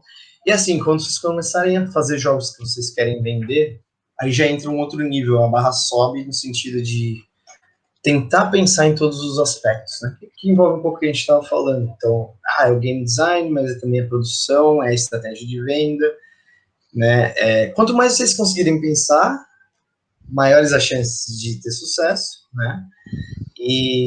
Mas enfim, pensar em tudo, né? é meio impossível, mas a gente pode tentar pensar no máximo que a gente conseguir, né, para tentar mapear tudo isso aí. Então, essa é a dica aí que eu deixo nesse sentido. E, enfim, né, criar algumas coisas. Pô, beleza, a nossa interface, em que nível que tá, né? O nosso menu, que não adianta nada você ter assim, um jogo bom que explode, ele é muito bom em muitos níveis, né? Então, uma coisa acaba puxando a outra e dá aquela percepção de qualidade. Então, isso é bem, bem, bem importante. Né? Mas isso aí eu já tô falando mais para frente, né? Não esqueçam de fazerem jogos menores, praticarem bem, e aí, a hora que quiser jogar os Big Leagues, né? É aí começar a pensar nesses pontos aqui. E outro ponto importante é deadlines, né, e datas, né, o seu schedule, o seu planejamento. Existem pessoas que trabalham, especialmente grupos bem pequenos, que a gente fala, cara, não quero pensar em deadline nenhuma, né. Por exemplo, já tenho outro emprego, eu quero fazer isso aqui na minha paz ou no sossego. Totalmente válido, né, mas quando você está numa outra pegada de né, eu quero criar um estúdio, que é um estúdio que eu quero trazer investidores, ou né, erguer capital de alguma outra maneira, ou até né, fazer um jogo que vai trazer. Então, assim, você começa a ter que pensar em tudo isso, e ficar sem deadline nenhuma, você começa a gerar uma despreocupação da equipe, assim, sabe? Então, seu projeto provavelmente vai demorar muito mais para sair. Ao mesmo tempo, né, se você força muito deadlines e não pensa direito, né, nessas datas, né, e assim, isso leva à prática, né, prática, costume de, eu estimei aqui. Nesse começo, quando alguém da sua equipe está estimando, eles têm que ter a liberdade de errar, né, e assim, sempre ter, mas de acertar mais cada vez mais, porque daí a produção consegue, beleza, putz, a gente consegue lançar mês que vem, né, senão a produção tá trabalhando às cegas, então é complicado. Então, assim, isso é algo também que precisa de um equilíbrio, tá? E essa coisa também de né, pegar o jeito de lançar jogos, né? Isso é algo que eu já aprendi bastante coisa, mas tem muito a aprender ainda, né? Por exemplo, a escolha de preço do valor do jogo, quais países que eu quero lançar, às vezes tem países que você não quer lançar, né? Sei lá, aquelas coisas de, por exemplo, na China não gostam de caveiras, né? Vamos supor, e aí você pode optar por não lançar lá. Às vezes é melhor não lançar do que lançar e ter uma recepção negativa. Mas assim, vai muito além disso também, né? Como coloca um jogo no Steam, como coloca um jogo né, no PlayStation, no Xbox, no Switch, qual é a dificuldade de cada um. Então, assim, são bastante coisas para a gente considerar, mas isso vai vindo só fazendo, tem que ir fazendo e conforme você faz, você vai vendo que não é tão complicado quanto parece. Né? Então, é bem interessante. É isso. Segunda pausa, Rafa. Bora lá então, galera, conversar um pouquinho mais. Aproveitar aí. Hoje tá calor, não sei como é que tá aí para vocês, mas aqui tá muito calor. Vocês devem estar vendo que eu tô bebendo 1 milhão, né, de litros de água aqui. Tá bem complicado hoje. Galera, aproveitando, vamos lá então, tá? Para vocês entenderem melhor como é que funciona aí, né? Eu vi aí no chat, a galera tá com um pouquinho de dúvida. O webinar que vai ter mais tarde, né, às 16 horas para a área de design, é voltado para a área de design, tá? Nós temos aí hoje, amanhã e depois de amanhã, alguns horários aí só com webinars voltados para a área de game, alguns mais voltados só para a área de design e outros voltados para a área de programação, tá bom? Então depois vocês podem conferir lá no site da Mentorama, no Instagram também, a grade de horários para vocês se inscreverem aí nos que vocês tiverem mais interesse. Tranquilo? Vamos lá então, gente. Lembrando então, os programas de ensino que a gente tem na área de Game Dev, tá? Tem bastante coisa legal. Vocês podem se inscrever aí no Profissão Game Designer para aprender aí muito mais sobre a profissão, aprender aí também muito mais sobre a área de atuação do Gabriel, né? Aprender muita coisa legal. Profissão Artista 3D, para quem tem mais interesse aí em atuar na parte de animação, na parte de modelagem. Tem também profissão Unreal, né? Para quem já gosta de botar a mão na massa, né, mexer com blueprints, com C++, para aprender a programar jogos, para aprender aí como funciona a Unreal Engine. Tem também Unity, para vocês aprenderem como funciona Unity. Vão mexer com C++, C++ não, desculpa, C Sharp. Tem bastante coisa legal para vocês aprenderem. Lembrando, clicando aqui no botão que ainda está disponível para vocês, é só selecionar o curso que vocês têm interesse, deixa o nome, telefone, e-mail, é sem compromisso, vocês não estão comprando absolutamente nada agora, tá? É só para vocês garantirem um desconto, um presente especial também e uma consulta gratuita sobre esses cursos e as profissões que estão em alta demanda agora no mercado de trabalho, tá? E lembrando também que vocês têm aí o botão de interrogação no chat para fazerem perguntas aí para o Gabriel, para a gente responder no final do webinar também. Para quem está aqui na sala com a gente hoje, vocês têm um mega desconto aí de 70% para aproveitar em qualquer um desses programas aí que eu apresentei para vocês. Tem também uma parceria mega especial aí com a Provi para ajudar vocês, tá? Para quem está interessado aí, todo participante do webinar de hoje tem a oportunidade de começar a estudar agora e só voltar a pagar daqui a 3 meses. Então é bem legal que você já tem um tempo ali, pega bastante gás aí nos estudos, para já começar a fazer alguns trabalhos na área de vocês, mesmo que for alguns trabalhos freelance, já ajuda aí para vocês entrarem, né, no mercado de trabalho, pegar um trabalho freelance e aí já começar a cobrir os custos do curso também.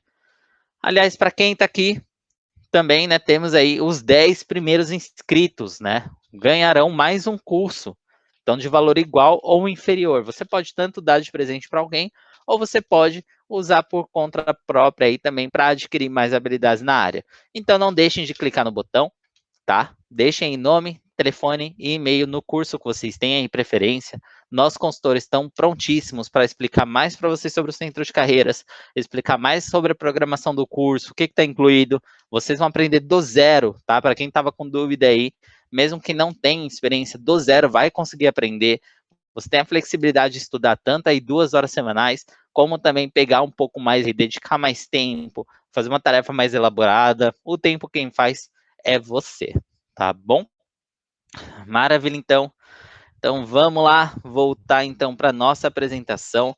Nosso webinar aí já está na reta final para a gente começar. Enquanto isso, aproveitem, deem um clique aí no botão que está aparecendo para vocês, garantam um desconto, conversam com os nossos consultores, tem muita coisa legal para vocês aprenderem, tá? E lembrando mais uma vez, daqui a pouco às 16 teremos aí um webinar super legal da área de design, às 19 na área de programação e mais webinars também aí, quinta e sexta-feira para as 3 áreas, tá bom, galera? Não deixem de se inscrever e conferir os outros webinars também. Bora lá então, Gabs. Deu tempo aí da galera clicar de novo, deu tempo da galera conhecer um pouquinho mais. Vamos voltar então a conversar aí mais sobre game design. Bora! Bacana. Então, a última parte aqui dessa apresentação, eu quero falar um pouquinho mais sobre montar uma equipe, né? E também faz parte dessa jornada super importante. Então, a gente até falou disso um pouquinho no último slide, mas né, quando vocês encontrarem pessoas que vocês gostam, né, de trabalhar juntos, isso potencializa muito, né, a eficiência do estúdio. Então, isso é bem legal. Já em projetos, por exemplo, vamos supor, o Vector Mirror ele tem 15 pessoas, né? Então, ele tem 15 pessoas, ele já tem um escopo maior, né? Então, é legal, por exemplo, quando você está trazendo pessoas, né? Porque, às vezes eu vejo pessoas, né, líderes de projetos que estão com pressa de fazer uma contratação e já trazem a pessoa de uma maneira muito abrupta, assim, já... E às vezes acontece, né? Teve ocasiões até comigo que foi assim, né? De fazer uma entrevista e a pessoa já perguntar, e aí? Dá uma pensada aí, mas por mim já tem um ok. Então, assim, pelo menos um mínimo, dependendo da posição, né? E dependendo do estado atual do projeto, é importante você pensar nisso, né? Então, por exemplo, quando você vai trazer usando o Vector Mirror como exemplo ainda, né? Agora que a gente está mais no processo final da produção, e a gente precisou trazer 2 artistas, a gente precisou trazer 2, né? E um encaixou muito bem e o outro não. Mas assim, só para eles entrarem, eles tiverem que fazer, né, teste de arte, umas coisas assim.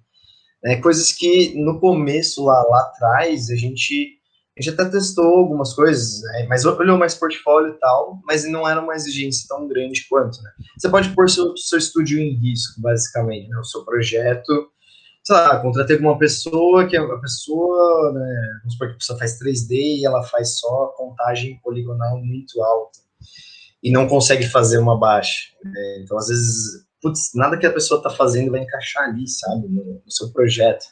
Isso se aplica para qualquer projeto de jogos, tá? Então, assim, então um pouco de cautela, né, nesse sentido. E isso é bem legal, assim, né? Então, às vezes às vezes você perde tempo.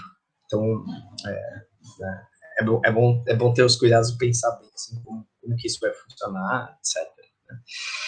Né? E assim, sempre, né, pegar o feedback super importante, então não sobre o jogo, sobre o estúdio, né, e saber aceitar feedback negativo, isso é uma outra arte, né, que alguns, né, os que não conseguem aprender, eles, né, sofrem muito, né, e todo, né, o projeto sofre também e tal, né, porque acaba levando para o pessoal, e na verdade as pessoas acabam parando de te dar feedback negativo quando vê que você não lida bem com isso, né?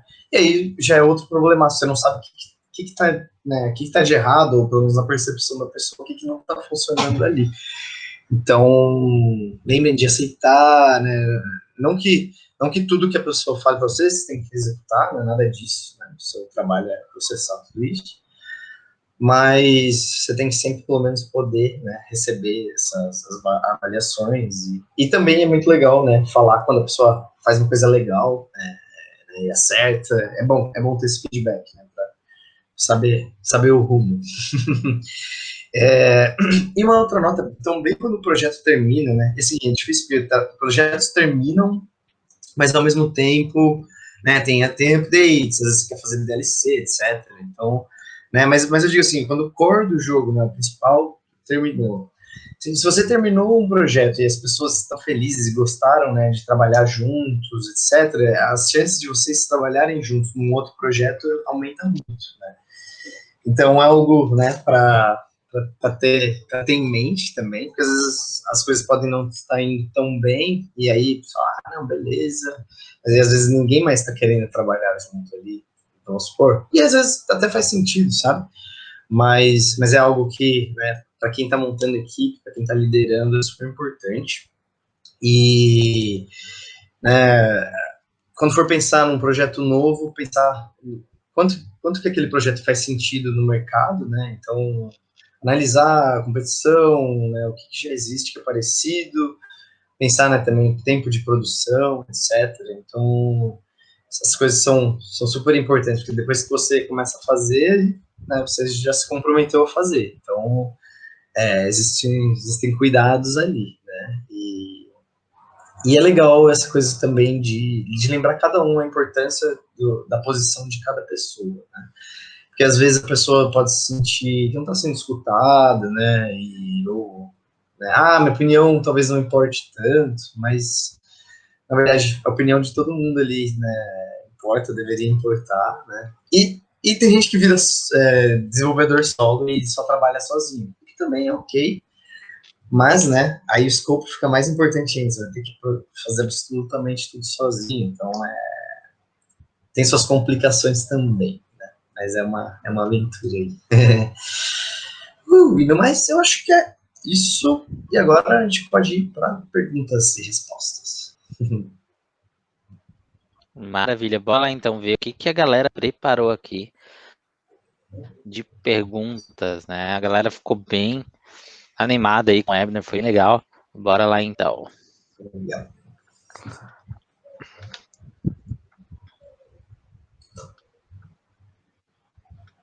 Eu só escolho ou você escolhe? Aparece aqui, a gente vai ver aí já. Vamos lá então. Quem começou aí é a Laís. Perguntou: uma pessoa que faz engenharia da computação pode desenvolver games? Legal, com certeza, com certeza. Muita gente que faz games hoje em dia veio né, existem muitas pessoas que estudaram engenharia da computação, é porque, né, tem esse movimento com programação, enfim, então super encaixa, assim, com certeza dá para fazer sim.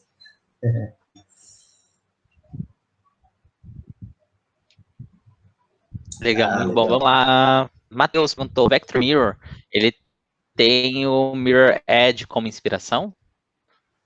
Tem sim. O Mirror's Edge, ele é uma das principais inspirações do jogo, né? Na verdade, assim, o nosso gameplay, né, o controle do personagem ele não é tão complexo quanto o Mirror's Edge, mas a gente pegou, né, e se inspirou em alguns elementos do Mirror's Edge.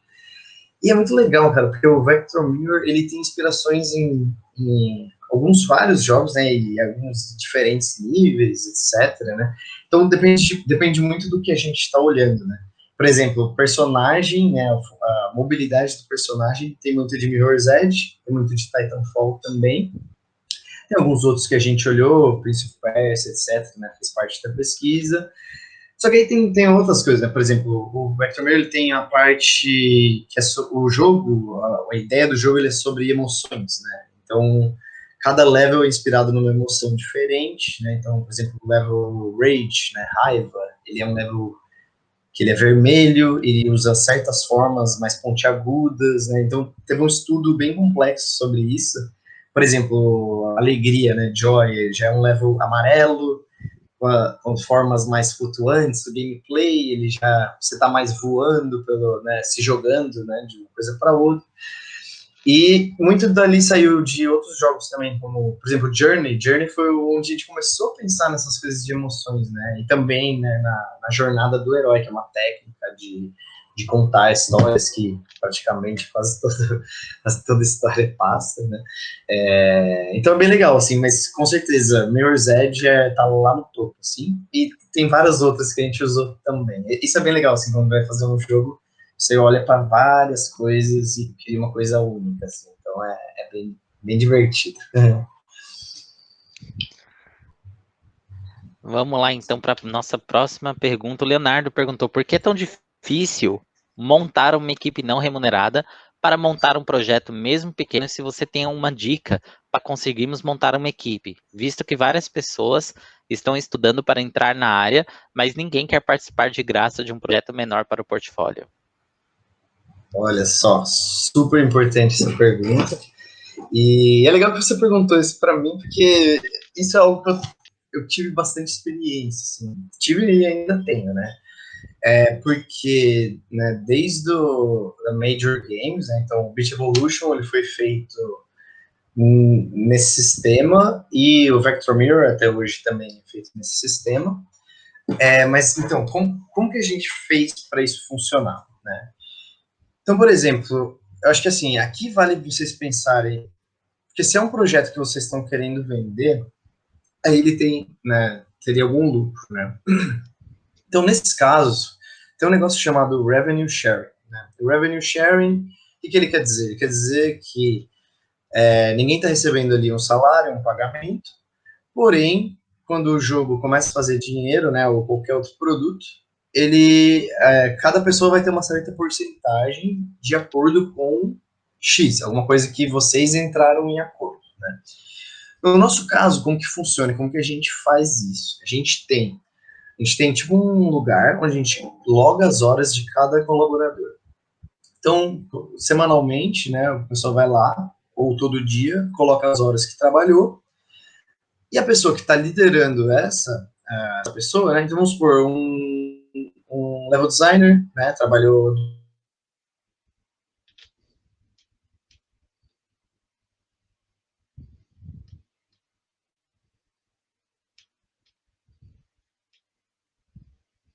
2 horas, vamos supor que trabalhou 10 horas na semana, o local, a pessoa foi além esperado, né? E é quase como um sistema de pontuação, né? Um sistema de XP. Então, por exemplo, as horas dão uma certa XP e essa pontuação ela pode melhorar, né? Multiplicar um pouco a sua XP. Né? Enfim, independente se tem esse multiplicador ou não, por exemplo, só de logar as horas, que já é uma coisa mais fácil, né? Quando você chega no final do projeto, então quando você foi do beta para o gold, terminou tudo, talvez estejam pulindo alguma coisinha, mas basicamente o jogo está pronto, testado, né? Tá para sair tá para sair lá, vamos colocar no Steam, onde for. E aí olhar todas essas horas, né, e fazer a divisão de quantos por cento cada um vai ter. Agora, adicionando nisso tudo, né, assim, vocês podem pensar em outros sistemas, né, porque também tem aquela coisa, mas se a pessoa, tipo, tem pessoas que trabalham 1 hora e fazem o trabalho de 5 da outra, né, então, assim, é uma coisa complexa, não é tão simples de resolver, tá, mas é o time achar um caminho que faça sentido para todo mundo e que todos achem justo, né. E assim, a questão de não querer trabalhar de graça para um projeto menor, e assim, fica a minha dica para todo mundo que está aqui disso, né, e até para as pessoas que você pode conversar disso tudo, né, mas assim, a pessoa tem que entender, pelo menos na minha opinião, quando você está começando, por exemplo, o Beat Evolution, antes do Beat Evolution, eu tinha só aquele joguinho, né, de educacional e que é educacional de matemática, que já não era tão bonito e tal, tinha algumas reviews, beleza. Mas, meu, pô, eu tava lá nos Estados Unidos tentando entrar em empresas grandes, né? E teve algumas que até, né, cheguei no final, teve uma que eu recebi proposta e não deu por causa de visto, foi na Epic Games até, de fato. Mas só porque eu tinha feito todas essas coisas de graça, o Beat Evolution, o protótipo do Vector Mirror, quando essas pessoas viram, né, os recrutadores viram que eu estava fazendo tudo aquilo, e assim, aí a parte de não ser remunerado ainda entra num lado positivo nisso, né, que você fala, pô, a pessoa, olha, tá fazendo tudo isso aí sem ganhar nada, sabe? Então, assim, eu acho que fazer essas coisas, né, faz muito parte. Hoje em dia, né, então agora a grana começa a ir entrando, né, no Vector Mirror já está começando os investimentos, etc. Nós temos também uma incubadora que ajuda com algumas coisas, né, de marketing, etc. Mas, enfim, minha recomendação é não deixe, especialmente, né, pô, você não tem nenhum projeto e aí você não quer trabalhar de graça nem para criar portfólio, bem complicado, né? Porque daí você não vai ter nada para mostrar. Isso, desculpa, galera, não tem muita escapatória. Você tem que treinar e praticar, e aí, para, né, coisas boas virem aparecendo. Faz parte. Eu não estaria Com aqui hoje certeza. se não fosse isso. Vamos lá, o André perguntou: tem diferença de linguagens para desenvolver um jogo 2D ou 3D? E se tiver, qual que seria especificamente? Não sei se dá para entender bem essa aí. Tá, eu acho que eu entendi. Eu acho que o André está falando de linguagem de programação. Na verdade, André, pelo menos a gente está falando ali de Unity, de Unreal. Aí cada uma dessas engines elas têm a linguagem delas, né? A Unity usa C Sharp e a Unreal usa C++. A Unreal tem o sistema de Visual Script, né, os blueprints, então, né, mesmo não sabendo C++, você começa a entender um pouco de lógica de programação, você consegue programar várias coisas, e dá para fazer isso na Unity também, tá? Você tem que instalar uns plugins ali, ou mais, enfim, então dá para fazer nas duas, mas a linguagem ela depende mais da engine em si, né? E assim, talvez exista, por exemplo, você falar, eu vou criar uma engine do zero para criar um jogo 2D. Por exemplo, é o caso do Shovel Knight, né? Eles decidiram criar a engine própria deles, mas assim, isso é um caso muito específico de um pessoal que é um nível muito, muito, muito, muito avançado, né? E eles tinham os motivos deles, né, de querer fazer isso e fazer tudo no detalhezinho para funcionar de certas maneiras específicas, né?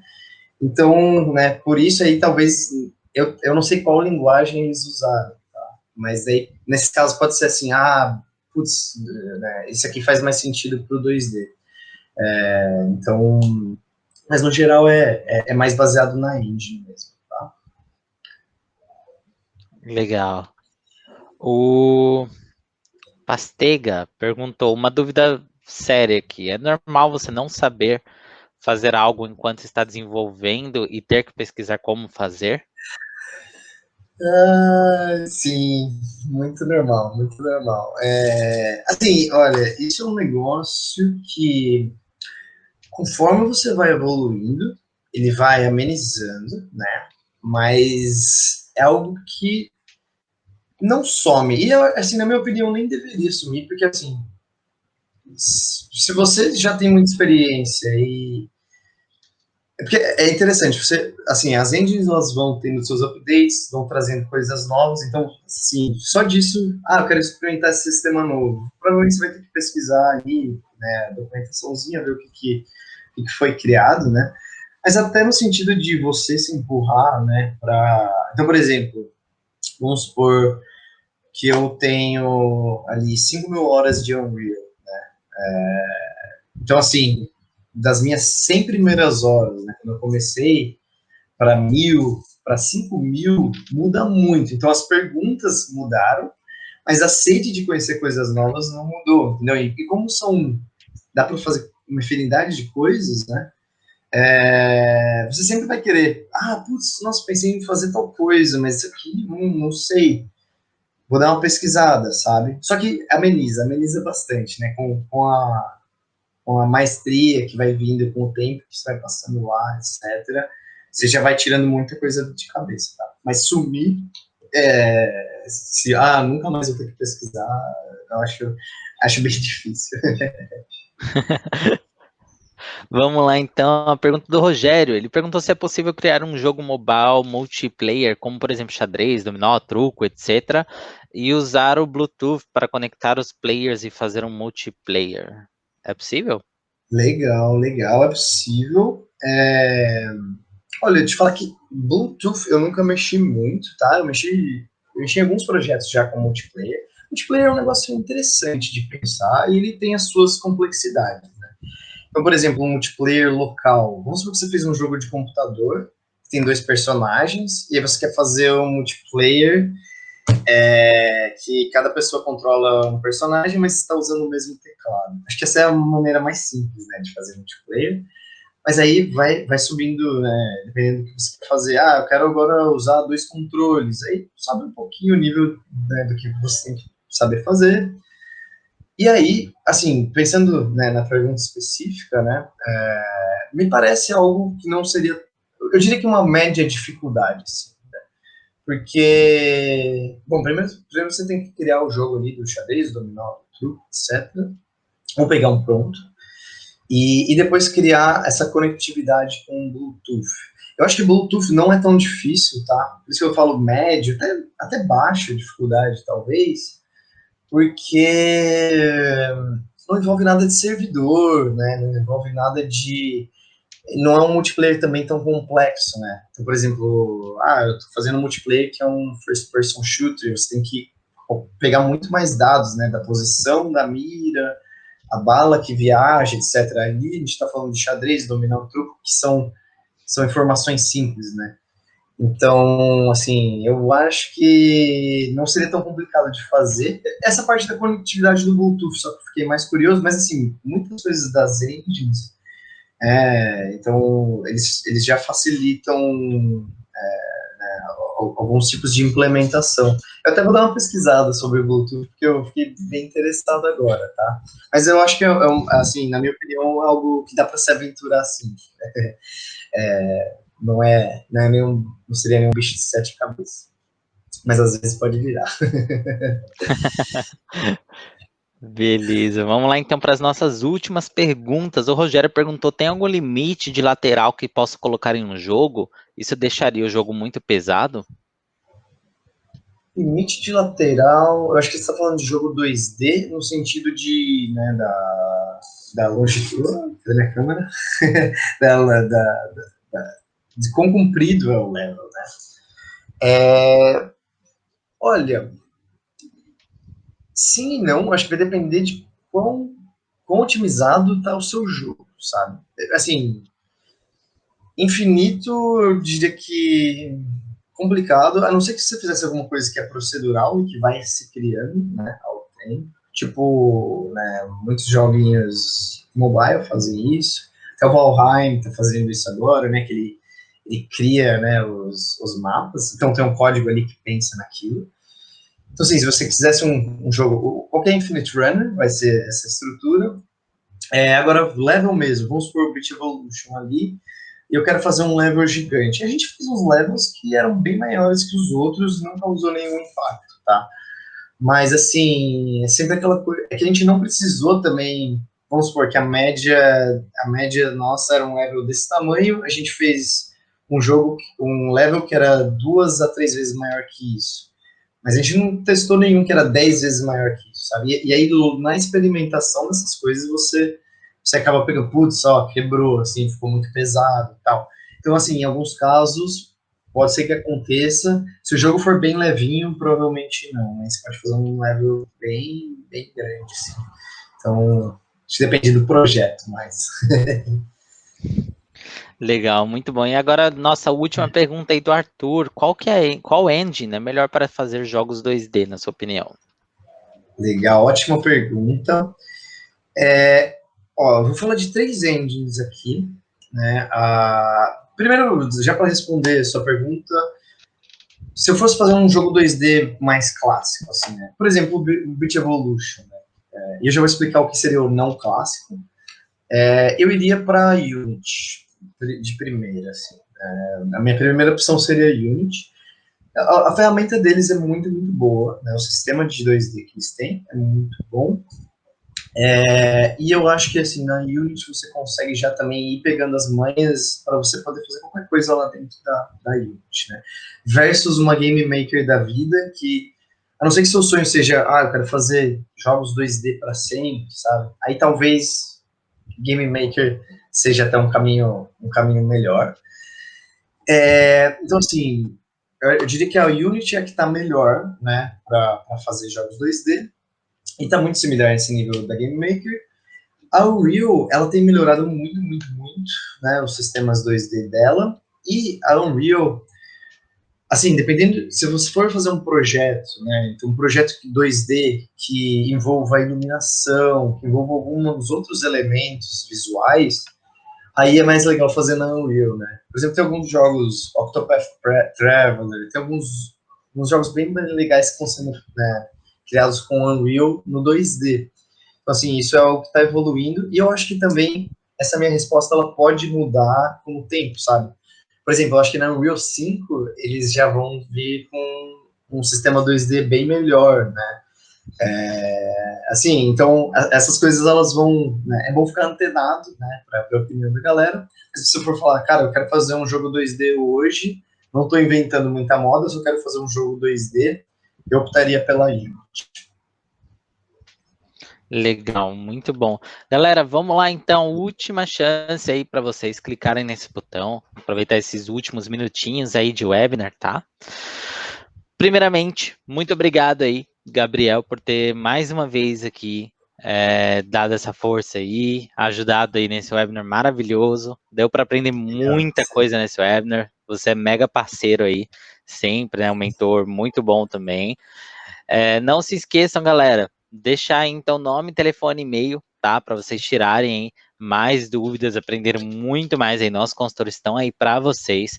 Lembrando também que na tela vocês podem ver aí as redes sociais da Mentorama. Então sigam a gente no Instagram, no LinkedIn, nosso canal no YouTube, para vocês verem tanto esse webinar que vai estar disponível logo mais, quanto também os nossos webinars passados, que tem muita coisa legal.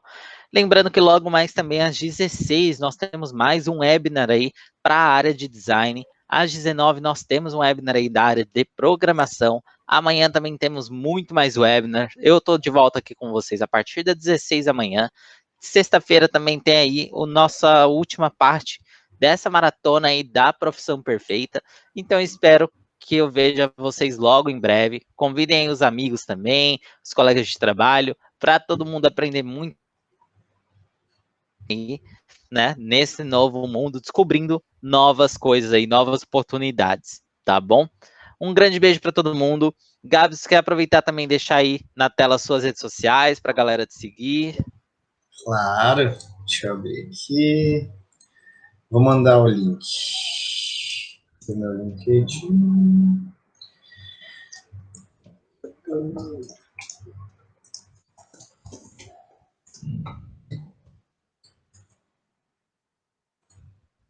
Deixa eu ver só se era isso mesmo. Tranquilo, vai dando uma olhada aí, então, que a galera vai esperar aqui. Beleza. A internet também é maluca. Mas, ó, é pra ser... Do Twitter eu tenho certeza. E do LinkedIn também quase. Qualquer coisa, é só colocar Gabriel Orlandelli na pesquisa, vocês vão me achar ali, me adicionem. Vamos criando essa rede aí, pessoal, super importante. E... acho que o meu link tá errado. Esqueci de pegar. Mas é só procurar, só tem eu ali. Gabriel Orlandelli, vocês já vão achar ali de primeiro, tá?